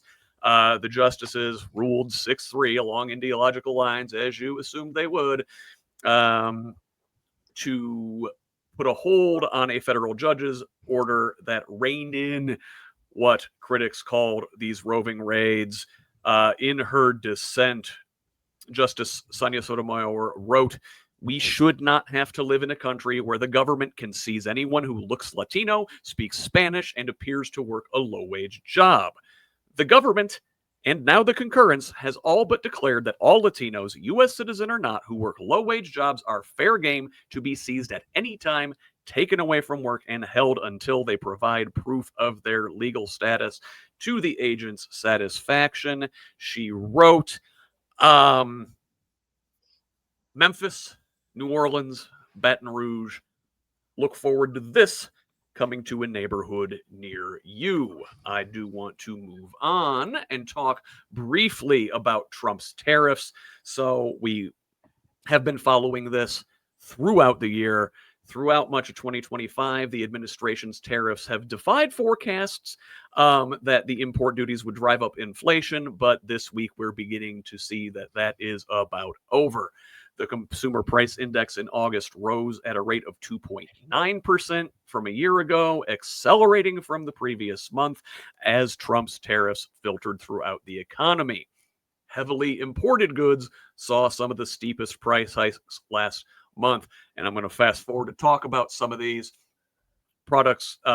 From Brazil, for example, were slapped with a 50% tariff. That means coffee is up 21% over last year. Other things that have gotten more expensive: audio equipment, household furniture, bananas, women's clothing, watches, and motor vehicle parts are all up more than the rate of inflation. Dee, you seeing those tariffs? Your prices going up? Well, yeah. And, being an old lady, I can probably buy some groceries. I don't know about Chris, might get a little harder on that, but I have children and grandchildren, and they're all struggling trying to pay these prices that are there. And I'm still finding it completely unbelievable that people don't understand something as basic as what a tariff is.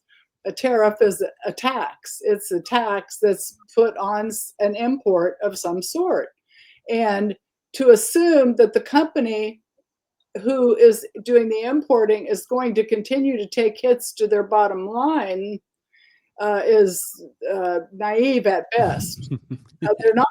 They may take a little bit because they're going to, do one for the GIP or whatever, but that will be passed along. Any rise in cost of goods is passed along to the buyer, and that's all there is. And so you brag on one side about, look at all the money we're putting in the Treasury.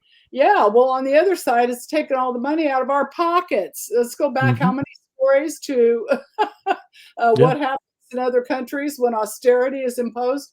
This is a form, tariffs are a form of austerity. And yes, we are paying for it. We who can least afford to pay for it are the ones paying for it. Thank you, Dee. I did want to move on and talk about Jeffrey Epstein this week, because this one won't go away. Got to make sure we get this in there. This probably would have been the story of the week if not for certain other things. But the House Oversight Committee released a bunch of records from Epstein on Monday, including hundreds of pages from this infamous birthday book compiled by his longtime girlfriend and partner in crime, Ghislaine Maxwell, for his 50th birthday. Now, we've heard about the birthday note from Trump, a poem maybe, or a short letter containing a lewd drawing of a young woman and Trump's signature in a strategically placed spot. He denied its existence. Wouldn't you know, there it is. We saw that on Monday. We also got a huge trove of leaked emails from Epstein's Yahoo account from later in the week. I want to say that was on Thursday. More than 18,000 messages from his Yahoo account published by Bloomberg, depicting Maxwell particularly as involved very much in money movement, reputational pushback, and logistics with Epstein. Also, along the Epstein lines, UK Prime Minister Keir Starmer sacked the U.S. ambassador over his ties to Epstein. This is Lord Peter Mandelson, fired by 10 Downing Street for calling Jeffrey Epstein his best pal in a handwritten note in this Epstein book. Kurt, just a couple quick thoughts on Epstein this week.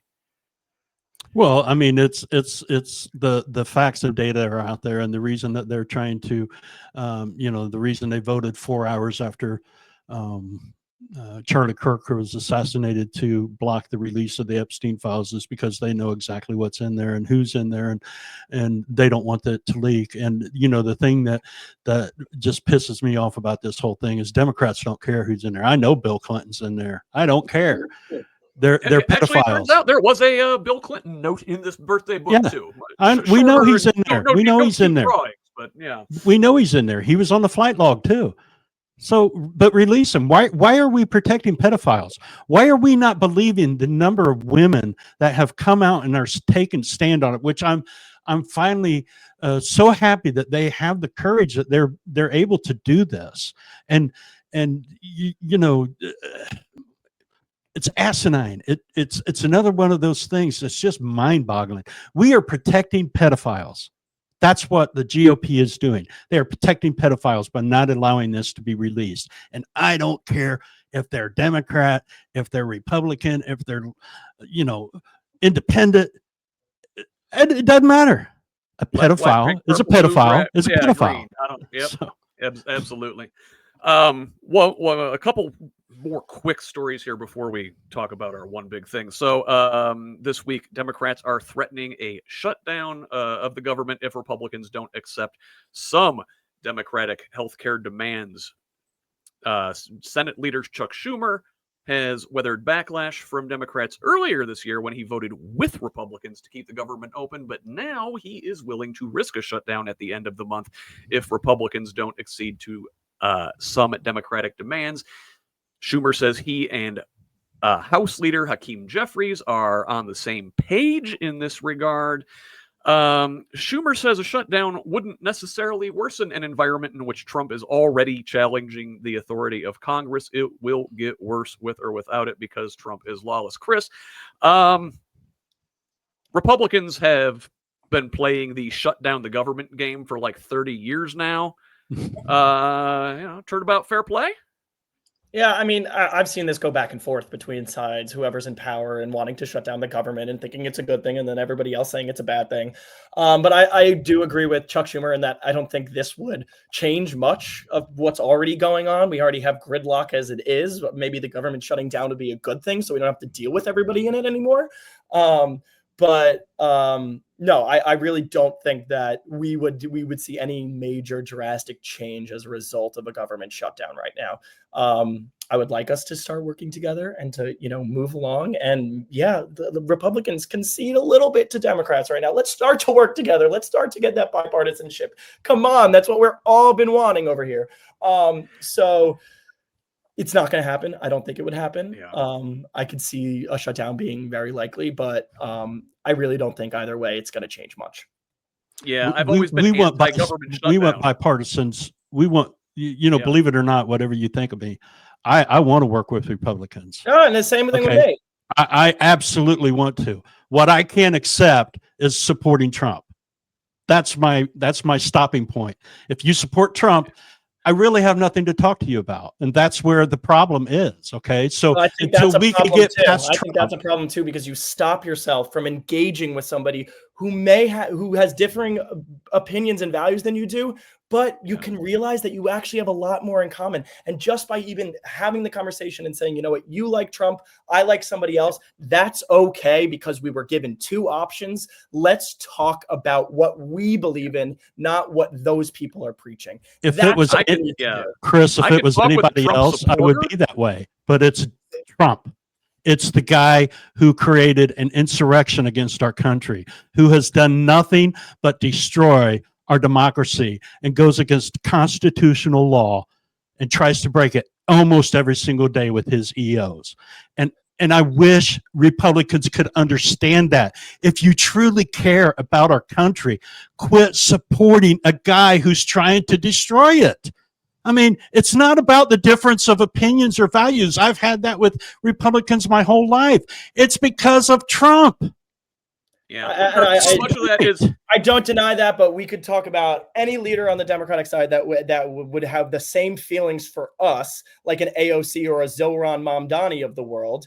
But guess what? I would still want to engage with them. I would still want to talk to an AOC. So you're comparing AOC and Mamdani to Donald Trump? Yes, I am. Because oh my God! Let's talk about extremes on the other side. Well, those are not extremists, but we're not going to go there right now. I will say, it is important to talk to people you disagree with, but we don't have to talk with like those the elected officials who are pushing these narratives. Your average voter is not the people pushing these narratives. They're often victims of these narratives, and we have to keep the lines of communication open to them. Dee, real quick before we talk about our one big thing this week, it's the 40th anniversary of Farm Aid this week. You're going out there to volunteer. Tell us a little bit about this. Well, Willie Nelson and Neil Young and John Mellencamp got together 40 years ago. Actually, it was based on the Live Aid that happened. And Bob Dylan was talking about Live Aid to his buddy Willie. And they said, hey, we should do this. And that's what got it started. They've since added it to their ones that are always there. They've since added Dave Matthews and Margot Price. So there's the 5 of them together. But Farm Aid was put together to raise money to help family farms, not agribusiness. You may hear all the talk about the farm bill this and the farm bill that, and we have to pass the farm bill and all that. But over the course of time, most of the money is going to big corporations like, ADM, et cetera. And it's not filtering, it's not making it to family farmers who are going out of business.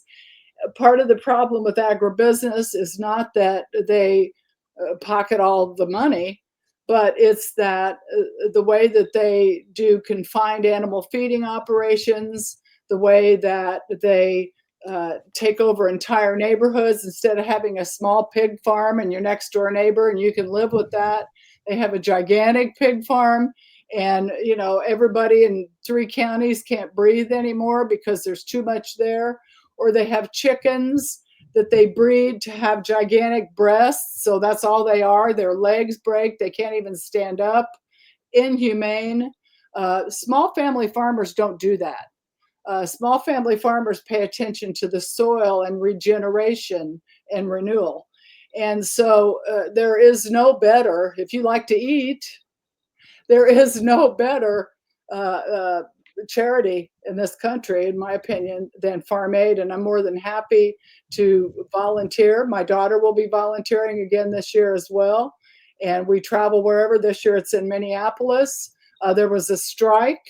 The Teamsters people were striking, and our production people would not cross the line. They settled with Governor Walz. They settled the strike Friday night, so the stages are being built, and Farm Aid will go on. You can watch it if you want to. Here's my shameless plug. Watch it if you want to. Go to the Farm Aid, I think it's .org, and you can figure out how you can actually watch it on TV and be there with us. I hope you come. Excellent. Thank you. And I've got some good notes about Farm Aid in the show notes, which I encourage you all to subscribe and get those at projectnextindiana.com or at whosleft.us. All right, guys, deep breath. Are we ready to talk about this thing? All right. So this week, our one big thing, we are going to talk about political violence in the context of Wednesday's assassination of right-wing activist Charlie Kirk. So first of all, let's talk about what happened. Around noon, local time at Utah Valley University in Orem, Utah, Kirk was holding one of his rallies. And at approximately 12:20, as the debate me bro portion of Kirk's event began, one gunshot rang out, which apparently came from the Low C Center, approximately 200 yards away from where Kirk was speaking. Kirk was hit in the neck, probably killing him almost instantly. He was loaded into a private vehicle and taken to the hospital, where he was pronounced dead. FBI was on the scene within 15 minutes, and the videos of the gruesome assassination were all over the internet in about that much time as well. And at 2:40 that afternoon, President Donald Trump himself announced that Kirk had passed. So, who was Charlie Kirk? Kirk was one of the highest profile conservative activists and media personalities in the country, and a trusted ally of the president. He was the son of an architect who grew up in an affluent Chicago suburb, briefly attending an Illinois community college before dropping out to devote himself to political activism.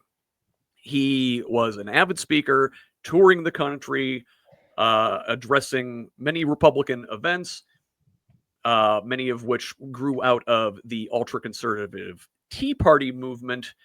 And his social media and his podcast have millions of followers. So, Turning Point USA, he started at age 18 to spread right-wing ideals at liberal-leaning U.S. colleges.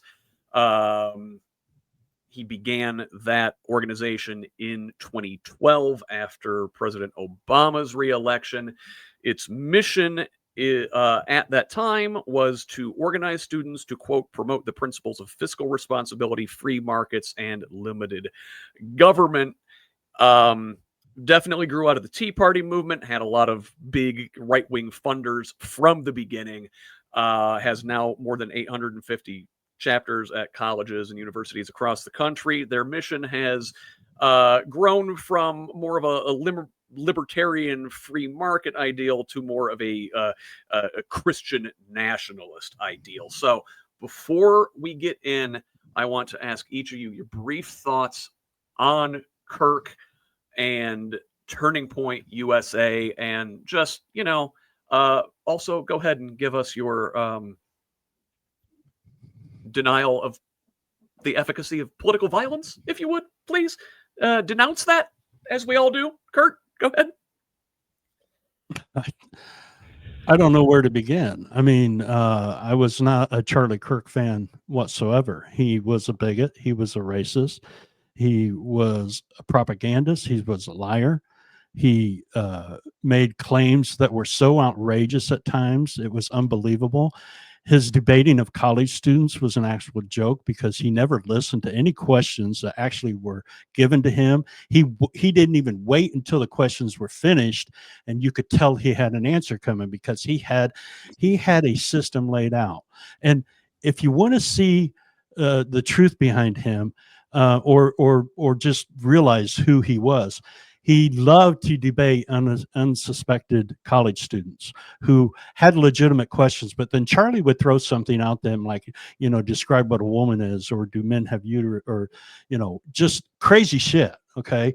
That would throw the students off, because they weren't prepared for that. They thought they were going to get an actual question answered. So this is what happened.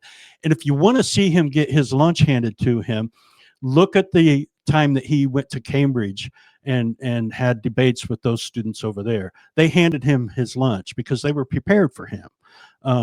So I have no respect for the guy, and the fact that we are trying to memorialize him as some good dude is beyond belief. And the hate that came from the right immediately after this occurred, and some of the comments that were made, and they were made, okay, They were all over the place. Elon Musk, the left is the party of murder. Laura Loomer, most people will be murdered if the left isn't crushed with the power of the state. Katie Miller, Stephen Miller's wife. It's a real treat to see all these liberals condemn political violence now. You have blood on your hands. Jesse Waters, whether we want to accept it or not, they are at war with us, and what we are going to do about what are we going to do about it? How much political violence are we going to tolerate? Andrew Tate, a human trafficker, civil war. Okay, these are just some of the things that were said, not to mention what Nancy Mason and others on the political scene said. Immediately attacked the right and blamed, or attacked the left and blamed it on us without knowing any facts. The felon got on TV that night and did the same thing without knowing any facts whatsoever. They want to talk about political violence and blame it on us. You want to sit down and talk about political violence? You know, attacks on a certain political ideology. You want to go through the list of people that are on that? I mean, it's unbelievable. You know, but no, I had no respect for Charlie Kirk. And here in my little town of 10,000, we're having a vigil tonight or they're having a vigil tonight for him because he's being compared to Martin Luther King. Yeah, well, it is absolutely wrong the way that this guy is being glorified. It's wrong, and that's the problem of our country. All of this stuff, so. and I've got a list a mile long here of heinous things Kirk has said. Despite all of that, he didn't deserve to get shot for it. Oh no, absolutely not. Absolutely, no one does. No one does. Yeah, I just first of all, I wanted to, you know. I don't think Charlie Kirk's family is watching this, but express my deepest condolences to his family, his two young children. I mean, they're going to grow up without a father. And you don't wish that on anybody at all. I was in class when this happened. I got sent the video just on my computer. It popped up and I felt sick right when I saw it. It was absolutely gut-wrenching. I couldn't think about anything for the rest of the day. And it's sad, and I didn't want to try to blame anybody from it, right? I didn't want to try to blame the left or the right because the rhetoric on both sides is extremely divisive and it can cause violence on both sides. But at the end of the day, Charlie Kirk epitomized, you know, debate in the public square. He went to college campuses and he said, if you disagree with me, come to the front of the line. We're going to have a discussion. We're going to have a debate. It may get a little bit heated, just like it has with me and Kurt here, right? But it never went so far as to completely demean somebody or to take away every aspect of who they were. And I didn't agree with Charlie on every single thing that, you know, he said, but I agree with him on some things. And I also believe that he was the voice for young conservatives all across this country who, you know, at a lot of major universities, institutions that are very left-leaning. I'm at one myself. He made people with different perspectives than their professors feel the confidence to be able to speak up and say what they believed and not be complicit in what their professors are telling them, and to be able to question that authority and say, no, wait, I feel this way and I should be able to express my viewpoints. He never called for violence against people like that. He wanted people to come together to debate and to truly epitomize what this country was built upon. And to see it just be completely taken away from him like that, and for the bullet casings to say fascist be gone, which, you know, fascism is all about killing your political opponents. So who was the real fascist there? It's just awful. And if we try to blame one side or the other, and we can get into that, and, you know, some people are to blame for this rhetoric, we're still not going to get anywhere, because political violence, if you justify it in any way, shape, or form, makes no one safe in this country, left, right, or center. And if we justify it in any way, saying, I didn't really like that guy, so he kind of deserved it, or things like that. One of my friends who goes to GW, her professor, she got up and walked out of her class because right after it happened, her professor said, well, we all saw that coming, and started joking about it with students. So how is that acceptable? We have this anonymous thing called Fizz on my campus. It's at a lot of college campuses. And people are calling Charlie Kirk a deadbeat and are saying terrible, heinous things about his wife and what should happen to her. What are we doing here? That it's awful. No matter if you disagree with somebody on every single thing, they don't deserve to die, and they don't deserve justification, your justification for why they should have died. Violence in general is not acceptable. And we should vehemently oppose any type of political violence, left, right, or center. Yeah, absolutely. There's a couple things there I want to address, but first I want to hear from Dee. Dee, was this guy a warrior for free speech, or was he a warrior for hate speech? The latter. Absolutely. He was monetized for what he was doing, and so in order to make more money, he was I guess brave to go out and do this, but nobody deserves to die for what they believe. No. But his ideas deserve to die because his ideas were wrong, and he did say horrible things about people, and he did encourage mayhem. I can show you the clips. Absolutely. Did do all of those things. And in the end, it was interesting how it was immediately Democrats who killed him. Of course, it had to be Democrats. And it turns out to be a Groyper that killed him, a 22-year-old Mormon guy with a gun. Come on. There ain't no way that guy's on our side of the aisle. Okay? He had a transgender girlfriend, so I'm not sure. There's still a lot coming out. No, that's a lie. That's a lie. Well, he had a transgender partner. We do not know. No, Kurt, we don't know either. We don't know any of these details. We don't know any of these details. But to say something without having a fact of it is a lie. But yes. Well, anyway, but this is again. But what does that have to do with it? How about the fact that maybe he was more on the side of Nick Fuentes than he was? So what does that have to do with it too? If you said because that makes him not a liberal. That makes him not a liberal. Okay, and it's the attacks on liberals that has infuriated so many people in this country. And do you think that this is, you don't think that this kind of thing has happened time and time again when a liberal has been hit and assassinated? You don't think that's happened from the past? I'm not saying that it hasn't, but I'm saying, but to single out this incident, like all of a sudden we're glorifying assassinations and people being killed, is absolutely ridiculous. No, but it's also the culture that has been created. Rutgers University. I wasn't going to bring this up because I wanted to not blame one side.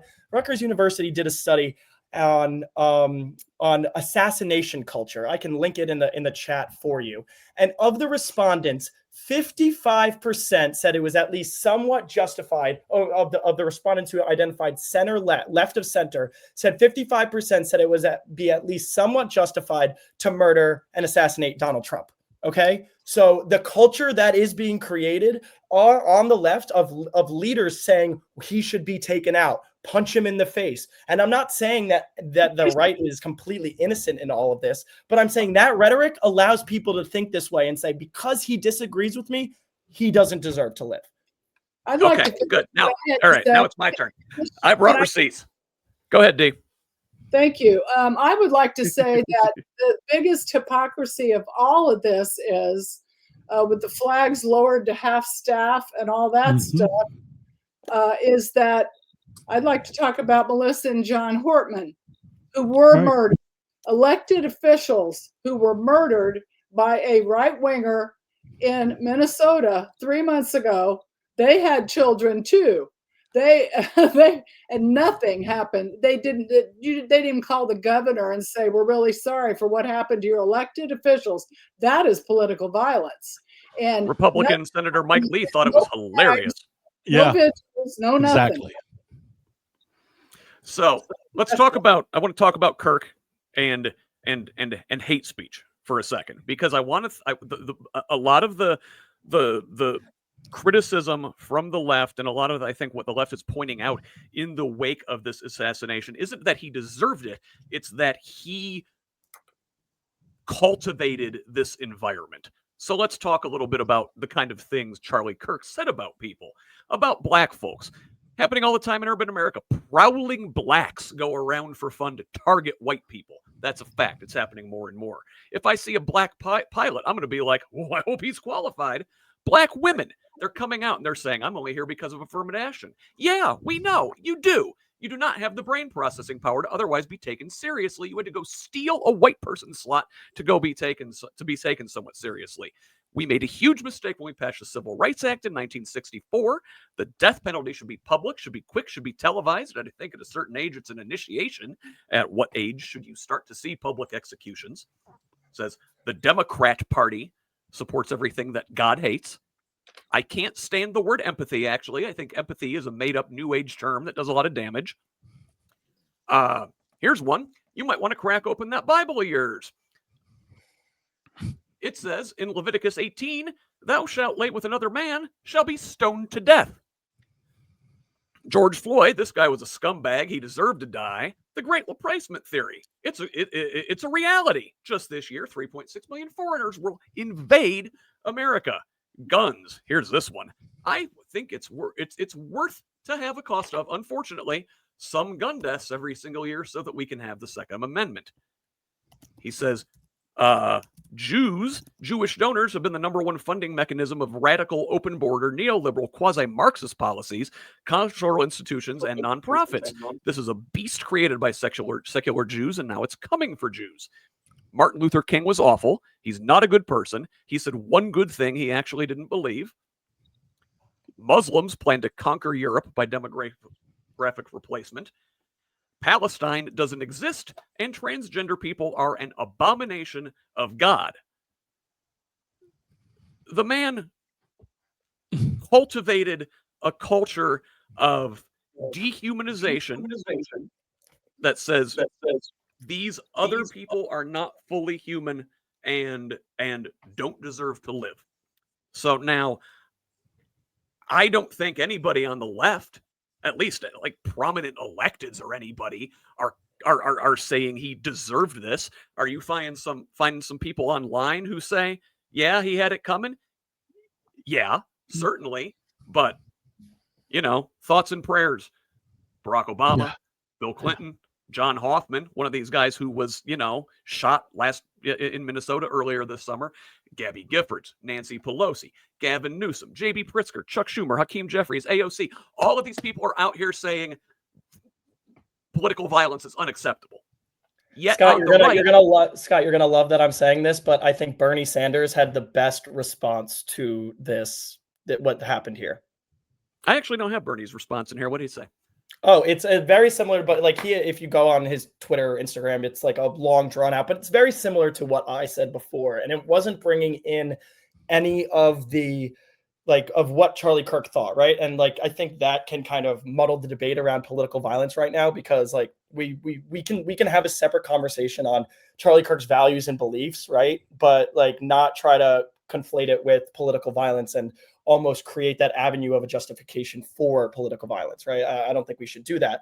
But I don't think that's what's happening. I don't think he's justifying political violence by I don't quoting think so what either, Charlie Kirk said. Conflating the issues and talking about them in the same segment could allow that pathway for justification. And that's just my own That's not what he's doing.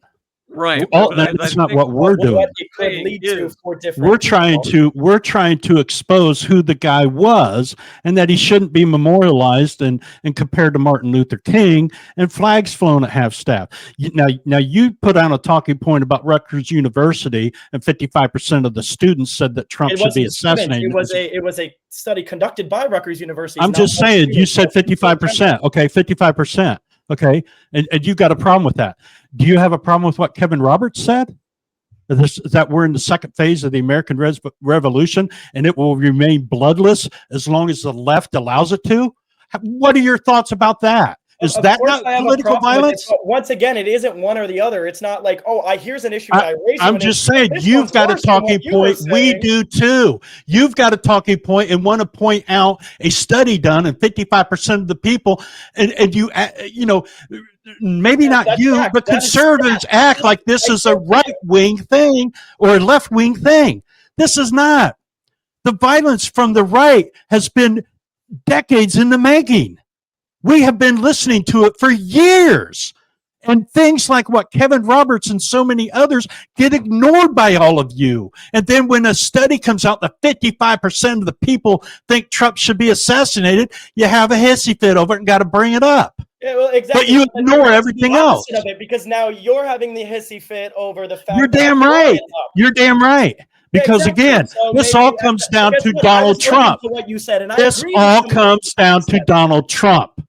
And that is why we will never get anywhere, which I want We to. will never get We anywhere have to until have we do this bipartisan government right here. But until Donald Trump is out of the picture, we will not get there. Until, Period. Trump is not the until root cause people of this start to problem. He is a realize symptom of the right-wing violent streak that has been in place this it's whole not time. a right-wing violent shrink. The left way, you can't. Once again, we can't play sides Well, on no, this. but, because but, it's but Chris, both- listen. it's both In the sides. Come immediate on, man. aftermath of this assassination, the right is calling for blood before they Blood. even You're not damn calling for thing. Democrat leaders to be killed like Charlie Kirk was. They're not, Absolutely. There's not mobs and riots in the streets like after George Floyd. There's vigils. There's prayer. Okay. Oh my God. What about January 6th, Chris? I'm not providing any justification for January 6th, but it was different. You That just was said there's no violence. We're talking Bullshit. about a martyr. We're talking about a martyr here. George Floyd was a We martyr. are not talking about a martyr. Charlie Kirk We are was talking about a martyr. racist, misogynistic Okay? prick. Handled very No. differently. Kurt, we are talking about a martyr. He is a Because martyr. We don't determine who their martyr gets to be. Okay, That's true. Immediately Right. after You didn't this determine thing George happened, Floyd I was your caught martyr. shit online because I said right here, like, I don't cry for Charlie Kirk. He cultivated this environment. I do not weep for him. I am sad for his kids that they were going to have to grow up without their father. I do not weep for Charlie Kirk or his political allies. What I worry about more than anything is that he is a martyr and that he is the American far right's new Horst Wessel. Y'all know who Horst Wessel is? Architecture of all this violence stuff. Charlie's just a brick in the architecture that has been being built since 2015, 2016 or so, with the talk of Militia movement, the 70s, Camp of the Saints. Keep going.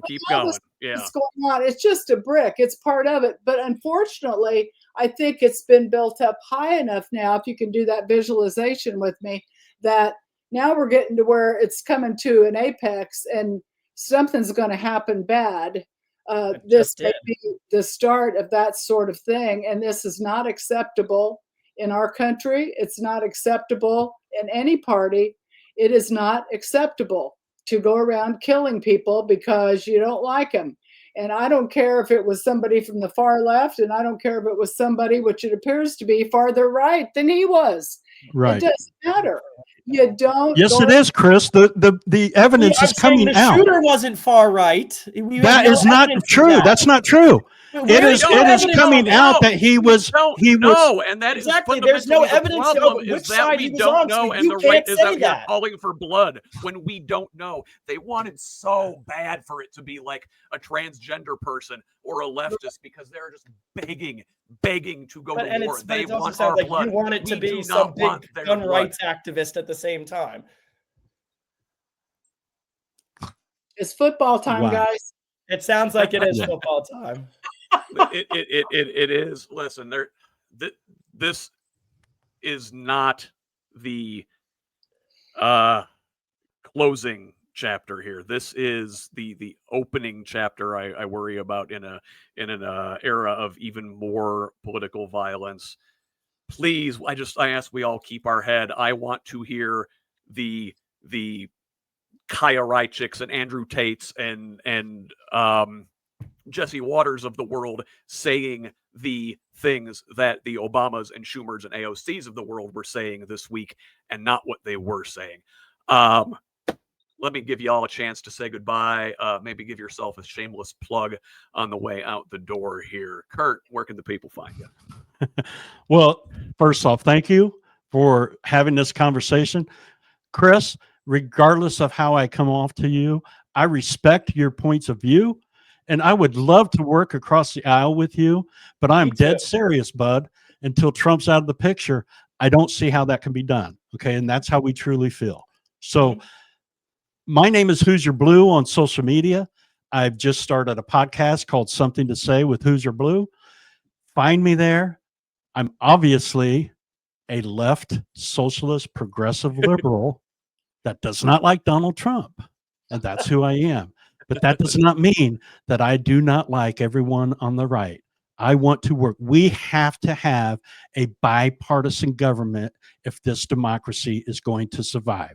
Dictators and fascism will not allow us to grow. It will destroy our democracy. So thanks, Scott, for having me. I'm sure it's probably going to be another 6 months before you invite me back, but hey, you know, that's hey, I invite you every week, Kurt. Schedule works the way it works sometimes. Thank you very much, Chris. I really do want to thank you for being here today, especially. I asked you to be here specifically to make sure we had a conservative voice in here, and you have held your own very well. Where can the folks find you? I'm private on most of my social media accounts, which I think is a good thing. But Christopher Maichin, you can find me on LinkedIn too. If anybody wants a Republican to come on their podcast, I'm always open to it because I would rather to talk to people with different viewpoints than the ones with the same. So I can develop my own ideology at the same time. And Kurt, everything you said, right back at you. Even after this intense debate, I'd still love to grab a beer and watch the football games with you this Sunday. So, you know, this is what we should be doing. This is the kind of conversation we should be having. They can get heated, but at the end of the day, we can walk away and say, we're both Americans, Absolutely. we're both human beings. Let's move on together. Absolutely. I have respect for you. And I don't mind the Jets. If you were a Patriots fan, that might have been a different story. Yeah, I don't know if I would go on a podcast with a Patriots fan either. But, yeah, these are the important things. These are yeah. Dee, how about you? Where can the folks Well, find you? I love spirited discussion. Always. That's true. Yes. I am a dyed-in-the-wool yellow dog Democrat, and that is the way I'm always going to be. I was raised by Depression babies and World War II veterans, and if my father was alive today, he would be absolutely apoplectic about the things that are going on. I've got to tell you. So, having fought fascism, he often said, "This is why I went to war." So I think that, yeah, we need to keep the fascists away from the doorstep and then duke it out as best we can. And Dee has a dog named Bill. yes. It's gonna be a new podcast on Project Next. A dog named Bill. I consider myself lucky to have known both Dee's dad and Bill. So in the meantime, I want to thank all of you for joining us today. Those of you who have joined us live and been in the comments, I appreciate you so much. And for all you listening there on podcast form, I appreciate you too. Thanks for downloading us. Be sure to subscribe to Project Next and subscribe to Who's Left online. But until next week, my name is Scott Aaron Rogers, and this has been Who's Left this week. Love each other, Indiana. Thank you. Thank you.